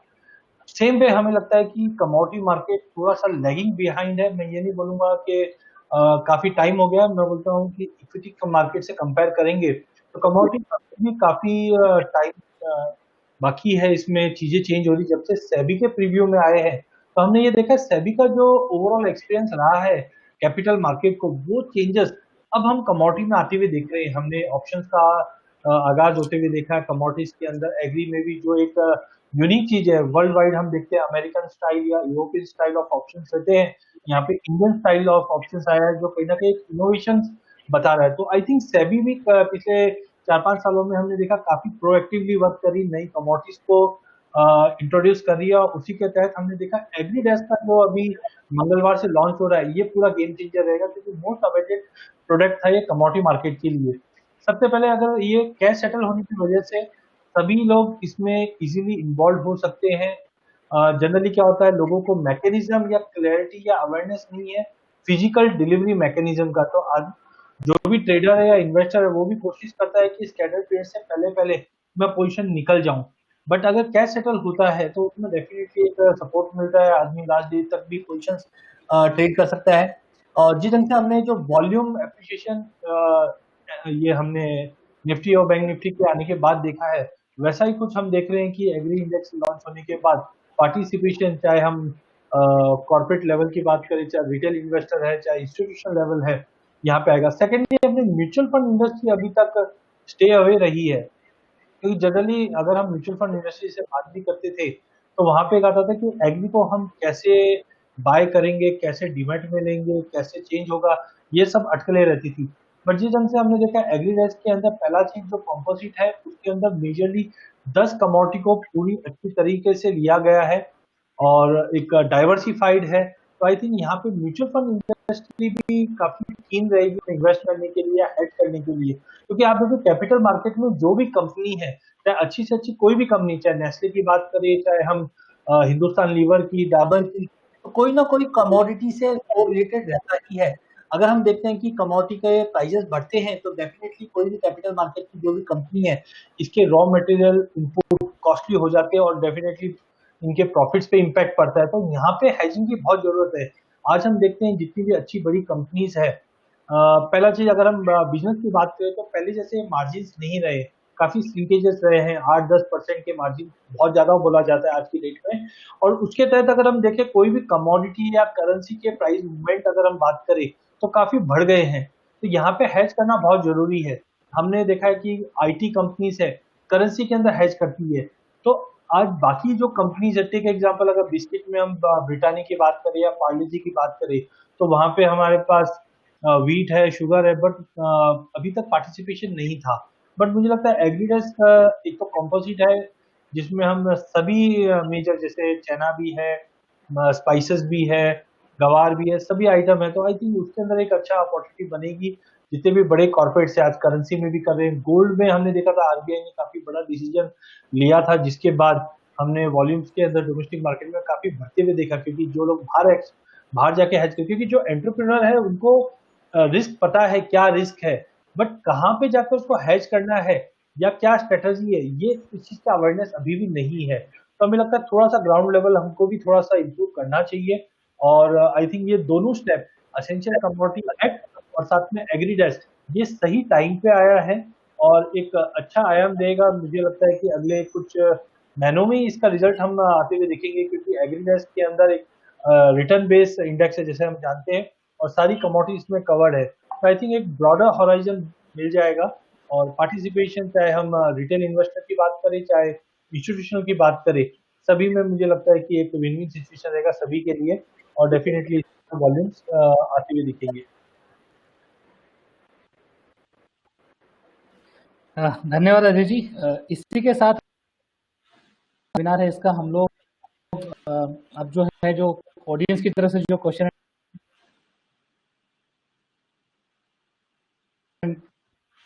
आए हैं एक बार जवाब देने की तो सवाल आया है। सुनील जी, ये वाला पूछना चाहूंगा कि how option domestic price discovery जो गवर्नमेंट कर, क्या लगता है उसका क्या असर पड़ता है जो डोमेस्टिक प्राइस डिस्कवरी है उसके ऊपर? गवर्नमेंट ऑपरेशन का अरुण जी, गवर्नमेंट इंटरफेयर का आपकी मतलब आवाज नहीं आई थी। कौन सा क्वेश्चन पूछ रहे हैं आप?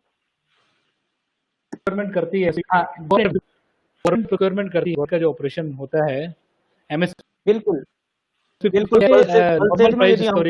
पल्सेज में यदि हम देखें तो पिछले 3 सालों में अच्छा खासा नाफेड और गवर्नमेंट का प्रोक्योरमेंट चना और मसूर में रहा है, दालों में, सभी दालों में रहा है।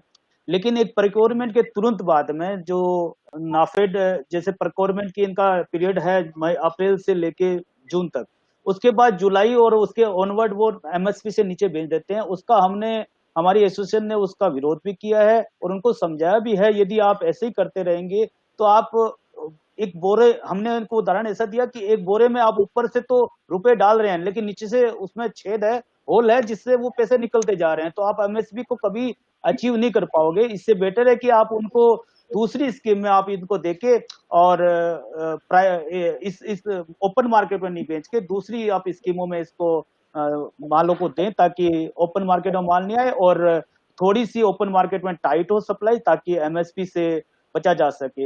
एक और क्वेश्चन है सोनल खत्री जी का, what is the procurement status of pulses in India.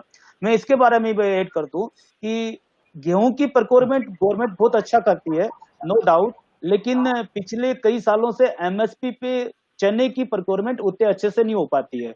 अभी हम यदि पेंडेमिक में अभी की बात करें, इस ईयर की बात करें, तो एफसीआई ने गेहूं जो है करीबन 28 लाख टन खरीद लिया है, 15 अप्रैल से खरीदी चालू करी है और 16-17 मई तक करीबन 28 लाख टन खरीद लिया है।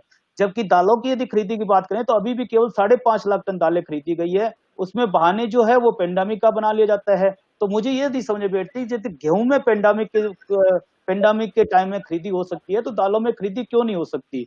दूसरा कुछ न कुछ इसमें प्रॉब्लम आती है, जैसे एमपी में अभी नॉन एडिएबल जो दाने हैं वो 1% से ज्यादा आ रहे हैं,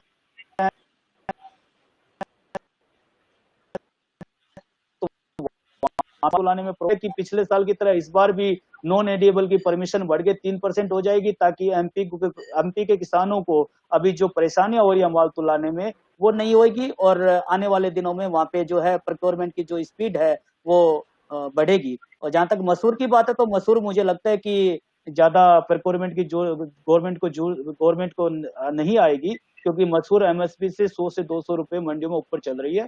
तो मुझे लगता है कि चना ही इस बार प्रोक्योरमेंट गवर्नमेंट के अकाउंट में करीबन, गवर्नमेंट का जो आंकड़े हैं, जो टारगेट है वो 27.34 का है, लेकिन मुझे लगता है 20 से 25 के बीच में कहीं पे भी गवर्नमेंट प्रोक्योर कर सकेगी। जी अरुण जी। एज ऑन डेट मैं कुछ ऐड करना चाहूंगा। हाँ नितिन जी बोले, शायद अरुण जी सुन नहीं रहे हैं, आप बोले। चना का मई 28 तक का प्रोक्योरमेंट हुआ है 6,30,000 टन। 6,30,000 टन चने का प्रोक्योरमेंट हुआ है और तुअर का प्रोक्योरमेंट 6,19,000 टन हुआ है। मसूर नेग्लिजिबल 3 to 350 टन हुआ है, क्योंकि मंडियों में उसके भाव ऊपर चल रहे हैं। Thank you.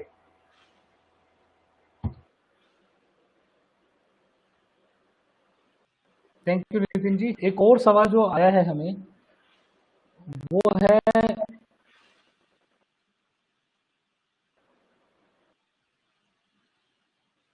import of pulses will resume soon without any restriction। Rajesh ji अगर आप इसका जवाब देना चाहेंगे तो कि जो सर आप पल्सेस का इंपोर्ट है आपको लगता है अभी सर आपका सवाल नहीं सुन पाया मैं, आपकी वॉइस ब्रेक कर गई। मैं दोबारा रिपीट कर देता हूँ। Do you think import of pulses will resume soon without any restriction? जैसे आज की डेट में गवर्नमेंट ने काफी रिस्ट्रिक्शन लगा रखे हैं पल्सेस के ऊपर, इंपोर्ट के ऊपर, आपको लगता है कि ये नहीं, मेरे को नहीं लगता कि गवर्नमेंट कोई बहुत ज्यादा रिलैक्सेशन देगी, क्योंकि ये लोग एक तरफ तो आत्मनिर्भर की बात कर रहे हैं, एक तरफ अच्छे मॉनसून की बात कर रहे हैं, प्राइजेज अपने स्टेबल है, एमएसपी से नीचे हैं, तो government will always try to regulate it, और इसको इंपोर्ट करने के लिए आने वाला समय फ्री इंपोर्ट का तो होना बहुत ही मुश्किल लगता है। और कोई होपफुली हम नहीं चाहते कि हमारे कंट्री में कोई प्रॉब्लम भी हो, इसलिए ये रेस्ट्रिक्शन जो इम्पोज किया है ये टाइट ही रहेगा, import will not be that easy. Arun ji. धन्यवाद राजेश जी। एक और क्वेश्चन सुनील जी, राजेश जी, नितिन जी, आप तीनों के लिए ही है। वो इस बात से जुड़ा हुआ है कि इस पेंडेमिक के दौरान जब मंडियां बंद थी तो क्या आप लोगों में किसी ने भी ऐसा देखा कि डायरेक्टली फार्मर से परचेज कोई हुई हो, या फिर जैसे अभी वेयरहाउस को भी काफी स्टेट्स में ये अलाउ कर दिया था कि वेयरहाउस को ही मंडी डेजिग्नेट कर दिया गया था कि आप वहां ले जाके ही माल बेच सकते हैं, तो उस प्रकार का कुछ आपने देखा हो? एफपीओ का माल मैं अरुण जी मैं बता सकता हूँ, मेरी आकोला में भी मिल है तूर दाल की, वहां पर फार्मर्स लोगों ने कोशिश जरूर करी थी कि हम डायरेक्ट माल बेचे, थोड़ा बहुत उन्होंने बेचा भी था, लेकिन उसमें कॉन्फिडेंस लेवल ना फार्मर को आता है ना मिलर को आता है। फार्मर ये सोचता है कि मेरे को नीचा पैसा दिया है, मिलर को लगता है कि मैंने ऊंचा दिया है, तो वो एक तरह की माने दोनों में अंडरस्टैंडिंग या कॉन्फिडेंस लेवल अभी तक इंडिया में डेवलप नहीं हुआ डायरेक्ट ट्रेड का। जिस दिन ये कॉन्फिडेंस लेवल डेवलप हो जाएगा तो ये ट्रेड भी बहुत अच्छा है, it's a part of alternate trade away from the mandi. Arun ji. Arun ji इसका कॉन्सेप्ट बहुत अच्छा है। मैंने बीकानेर के कुछ बेल्ट में देखा है कि वहां पे किसानों ने डायरेक्ट माल देना चाहा और दिया भी। कुछ एमपी के भी बेल्ट में मैंने देखा कि डायरेक्ट किसानों ने माल दिया है, जिसमें और नितिन जी भी ऐड करना चाहेंगे, शायद मेरे बाद वो ऐड कर देंगे। लेकिन एक बात जरूर कहूंगा कि जैसे एक व्यूवर ने और पूछा है कि ई नाम के थ्रू प्रोक्योरमेंट, तो चाहे ई नाम के थ्रू प्रोक्योरमेंट हो चाहे आप डायरेक्ट प्रोक्योरमेंट किसानों से कर रहे हो, वो तभी सक्सेस होगा जब आपको इसकी वेराइटी और ग्रेडिंग का पता रहे। जो फार्मर्स माल लेके आते हैं या तो वो ग्रेड करने के बाद लेके आए, तो एक यदि ग्रेड होती है या फिर आप उसको ग्रेडिंग सिस्टम बनाएं, तो शायद ई नाम और डायरेक्ट फार्मर से जो माल की खरीदी है वो काफी हद तक सक्सेस हो जाएगी और वो हर सेक्टर के लिए बेनिफिशियरी भी रहेगी। जी नितिन जी। मैं कुछ ऐड करना चाहूंगा इसमें। हमने देखा कि लातूर मंडी में फार्मर्स का काफी रुझान रहा इस बार फैक्ट्री गेट पे माल देने का, और आज भी ये रुझान कायम है मंडी चालू होने के बाद भी। और मेरे को लगता है कि गोइंग फॉरवर्ड 2 to 5 ईयर्स के बीच में इसमें काफी बदलाव आएंगे। जिस हिसाब से पूरा एग्री ट्रेड एपीएमसी के थ्रू होता था पूरे कश्मीर से कन्याकुमारी के अपने ट्रेड में, गोइंग फॉरवर्ड फार्मर्स जो फैक्ट्री गेट पे माल बेचने को आ रहे हैं, ये कॉन्फिडेंस धीरे धीरे बढ़ रहा है। फार्मर्स को भी उसमें अच्छा पैसा मिलेगा क्योंकि हम लोग मंडी टैक्स उसमें बच जाएगा और आड़तियों का कमीशन भी बच जाएगा। तो गोइंग फॉरवर्ड ये ट्रेंड आना ही है और 5 to 10 ईयर्स में एपीएमसी में काफी बदलाव हम लोग देखेंगे। Thank you Nitin ji. एक और सवाल जो है वो what do you suggest to farmers with their cropping planting? तो अगर आप क्रॉप प्लानिंग की अगर हम बात करें आपकी जगह, तो आपका क्या सजेशन है किसानों को क्रॉप प्लानिंग के बारे में, कैसे वो अपनी क्रॉप की प्लानिंग कर सकते हैं? अरुण जी, यदि क्रॉप प्लानिंग की फार्मर्स की बात करें तो इसमें बहुत ज्यादा एजुकेशन की जरूरत है। सबसे ज्यादा हमें जरूरत है हमें आंकड़े इकट्ठे करने की। अभी भी हमारे यहाँ सैटेलाइट के थ्रू जो आंकड़े इकट्ठे करने की जो प्रोग्रामिंग चल रही थी, जब गजेंद्र शेखावत जी जब स्टेट मिनिस्टर थे एग्रीकल्चर के, तो बार बार बात होती थी, लेकिन स्टेट ने उसमें ज्यादा रुचि नहीं दिखाई और अभी तक वहां उस क्षेत्र में कुछ हो नहीं पाया है।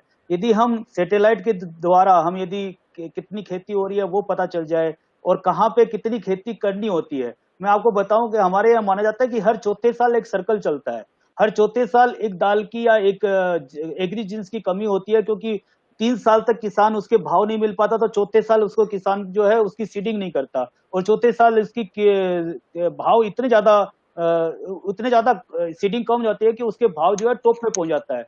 उसके भाव चौथे साल टॉप पे पहुंच जाते हैं, 5वें साल वापस फार्मर जो है उसको सीडिंग ज्यादा करता है और फिर वापस वो नीचे आ जाता है, और छठे 7वें 8वें साल नीचे आ जाता है। इन चीजों को दूर करने के लिए हमारे यहाँ एक प्लानिंग होनी चाहिए कि हमें इतनी दालों की जरूरत है, इतनी हमें गेहूं की जरूरत है, इतनी हमें चावल की जरूरत है, इतनी हमें गन्ने की जरूरत है, यदि इतनी हमें इंडस्ट्रियल क्रॉप की जरूरत है। यदि हम इंडस्ट्रियल क्रॉप को भी बढ़ावा देवें, जो हम एक्सपोर्ट करते हैं, जैसे केस्टर है, ग्वार सीड है, हम ग्वार सीड का एक बड़ा एक्सपोर्ट का सेक्टर जो है गंवा चुके हैं। क्यों गंवा चुके हैं? कि हमारे यहाँ बहुत ज्यादा जो है ग्वार के भाव बढ़ गए थे, तो लोगों ने उसके अल्टरनेट ढूंढ लिए, जबकि हमारे यहाँ ग्वार का सीड का एक्सपोर्ट, ग्वार गम का एक्सपोर्ट केवल इंडिया से होता था और हम उसमें मोनोपोली रखते थे। तो ऐसे सेक्टर हमें खोजने भी पड़ेंगे, और जो अभी तक है उनको हमें बना के रखना पड़ेगा। फार्मर्स को हमें एजुकेट करना पड़ेगा कि हम कब और कहाँ और कितनी खेती किस चीज की करें ताकि हमें ज्यादा पैसा मिले। फार्मर्स को केस क्रॉप के बारे में बताना पड़ेगा, उसकी तरफ भी उनका रुझान करना पड़ेगा। जी अरुण जी।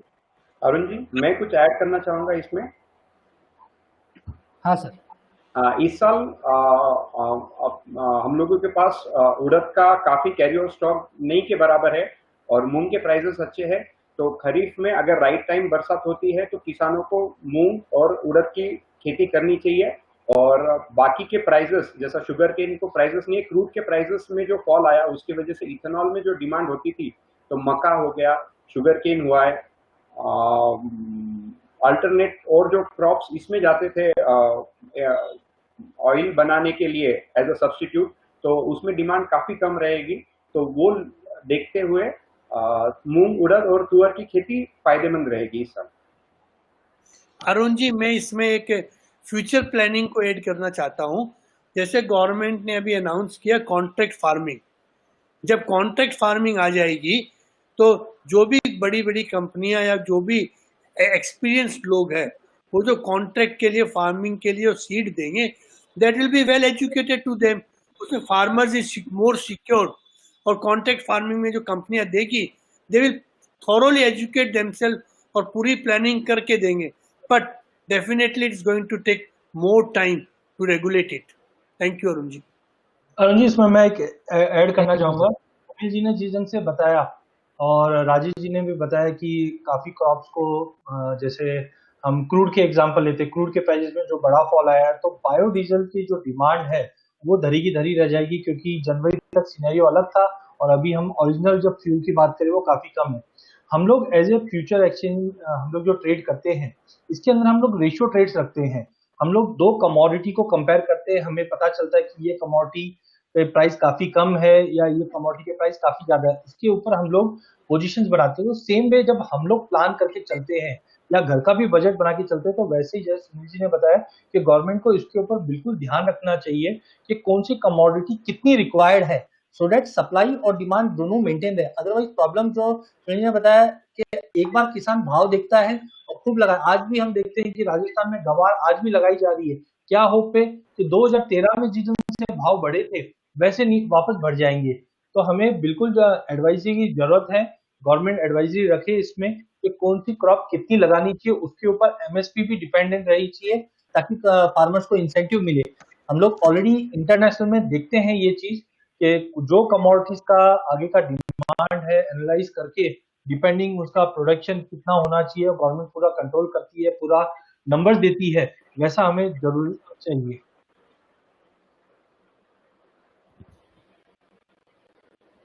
धन्यवाद अजय जी। सवाल काफी है पर मैं एक आखिरी सवाल, बिकॉज आई थिंक ऑलरेडी हम 3 से 4 का सेशन था, 4:30 बज चुके और सवाल काफी आए हैं, तो एक आखिरी सवाल जो है वो मैं ले रहा हूँ, इसमें से आप लोग जवाब दे सकते हैं कि आगे जाके गोइंग फॉरवर्ड गवर्नमेंट के जो इनिशिएटिव है पल्सेस की इंडस्ट्री को ग्रो करने के लिए, उसको ध्यान में रखते हुए और दोनों चीजें ध्यान में रखते हुए कि फार्मर भी खुश रहें और पल्सेस इंडस्ट्री भी खुश रहे, तो उसके लिए आपको क्या क्या सजेशन है गवर्नमेंट के लिए? सुनील जी, आप शुरुआत कर सकते हैं। सबसे पहली जरूरत है गवर्नमेंट जो है व्यापारी न बने, इसको केवल सपोर्ट करें। गवर्नमेंट यदि प्रोक्योरमेंट कम करने की जरूरत रहे, अपना बफर स्टॉक को मेंटेन करे, बाकी मार्केट पे डिमांड एंड सप्लाई पे छोड़ दें, तो बहुत ज्यादा जरूरी है, बहुत ज्यादा उसके इंडस्ट्री के लिए बहुत ज्यादा जरूरत है। दूसरे, एक गवर्नमेंट की अलग अलग डिपार्टमेंट में एक जो सामंजस्य नहीं है, उसको बिठाना बहुत जरूरी है। जैसा अभी हमने आरबीआई गवर्नर को सुना कि दालों की जो है महंगाई बढ़ रही है, वो चिंताजनक है, जबकि एग्रीकल्चर कह रहा है कि दालें जो है मंदी है और एमएसपी के नहीं पहुंच पा रही है। तो इसका एक सामंजस्य बिठाना पड़ेगा। हमें पिछले इंडेक्स के हिसाब से तेजी या मंदी को नहीं देखना होगा, हमें दालों की तेजी एमएसपी के हिसाब से डिसाइड करनी होगी। तीसरा, एक सबसे बड़ा मुझे लगता है कि गवर्नमेंट के लिए ये रहेगा कि जैसा अमेंडमेंट कर रही है इसमें इसी एक्ट में, और सिंगल स्टेट सिंगल लाइसेंस का जैसे बात कर रही है, वो पूरे देश में यदि एक साथ हो जाए तो वो ज्यादा अच्छे रहेगा, और पल्सेज और एग्री फार्मर्स के लिए वो एक बहुत उत्साहजनक रहेगा। जी अरुण। धन्यवाद सुनील जी। राजेश जी, आपके इसके बारे में व्यू? मोरलेस इसके अंदर गवर्नमेंट जो भी पॉलिसी बनाती है वो लॉन्ग टर्म बनानी चाहिए। फ्रीक्वेंट चेंजेस पॉलिसी में जो आता है, आज ये लिमिट है, आज इस स्टेट के लिए, आज ये मूवमेंट नहीं है, तो आज इंपोर्ट में ये दिक्कत है, आज एक्सपोर्ट में दिक्कत है, वो अनसेटल्ड पॉलिसीज के अंदर व्यापारियों को कोई सेटल नहीं होकर काम नहीं कर सकते। फ्रीक्वेंट चेंजेस नहीं होना चाहिए, लॉन्ग टर्म पॉलिसी होनी चाहिए, और लॉन्ग टर्म पॉलिसी को सक्सेस करने के लिए गवर्नमेंट की प्लानिंग होनी चाहिए। उससे व्यापारी भी खुश रहेगा, ट्रेड भी चलेगा और किसान भी खुश रहेगा। अरुण जी। धन्यवाद। नितिन जी, आपके फाइनल कमेंट इस चीज के ऊपर कि कैसे सरकार किसान और व्यापारी और पल्सेस इंडस्ट्री तीनों के बीच में कैसे क्या ऐसा करे कि तीनों जो पार्टिसिपेंट इसके अंदर। सर, इसमें सबसे पहले तो रैशनलाइजेशन ऑफ टैक्सेस होना चाहिए। आज हम लोग देखेंगे कि राजस्थान सरकार ने अभी 15 दिनों में मंडी शुल्क 1%, पहले 2% किया था और कल नोटिफिकेशन के जरिए उसको 1% किया था। पहले ही 1.6% का मंडी टैक्स वहां पे था, उसकी इतनी कोई जरूरत नहीं है। और नया कृषि कल्याण सेस उन्होंने 1% लगाया है, इससे किसान को ही उसके फसल के दाम कम मिलेंगे। तो रैशनल टैक्सेस का रैशनलाइजेशन होना काफी जरूरी है। दूसरा था कि एक्सपोर्ट 10 साल से हम लोगों का एक्सपोर्ट बंद था और ये मार्केट आज 2 साल से एक्सपोर्ट सब अलाउड है। तो गवर्नमेंट को करना चाहिए कि हम लोगों के एक्सपोर्ट्स पल्सेस का मार्केट गेन करने के लिए मेहनत करना चाहिए, पार्टिसिपेंट्स को भी, एज मिलर्स को या ट्रेडर्स को भी, और गवर्नमेंट को भी सपोर्ट एक्सटेंड करना चाहिए, ताकि देश में सबसे बेहतरीन क्वालिटी के जो पल्सेस है वो इंडिया में उगाए जाते हैं और उसका प्रमोशन करके हम लोग डिमांड अच्छी क्रिएट कर सकते हैं और फार्मर्स को भी अच्छे रेट्स मिल सकते हैं। और तीसरी थी कि फार्मर्स को जो आज एमएसपी प्रोक्योरमेंट चल रहे हैं उसको रैशनलाइजेशन करने की जरूरत है, किसानों का माल सही दाम पे बिके, इसलिए नीतियां वो हिसाब से बनानी चाहिए। और सुनील जी ने जैसे कहा कि मार्केट का इंटरफियरेंस कम होना चाहिए। धन्यवाद नितिन जी। इसी के साथ हम आज का ये वेबिनार समाप्त करने पे आ गए हैं। मैं एनसीडीएक्स की तरफ से अजय जी, राजेश जी, सुनील जी, नितिन जी, किशोर जी, आप सभी का बहुत बहुत धन्यवाद करता हूं कि आप हमारे साथ आज जुड़े और आपने कैसे ये जो परिस्थितियां आई है, जो पेंडेमिक आई है, उसके अंदर कैसे पल्सेस इंडस्ट्री सर्वाइव कर रही है, कैसे वो आगे बढ़ने का रास्ता देख रही है और कैसे उससे उबर रही है, बताया। हमसे जुड़ने के लिए बहुत बहुत धन्यवाद सर। Thank you. धन्यवाद अरुण जी, आपको बहुत बहुत धन्यवाद हम सबकी तरफ से। Thank you Arun ji. Thank you sir, धन्यवाद सर। All the best.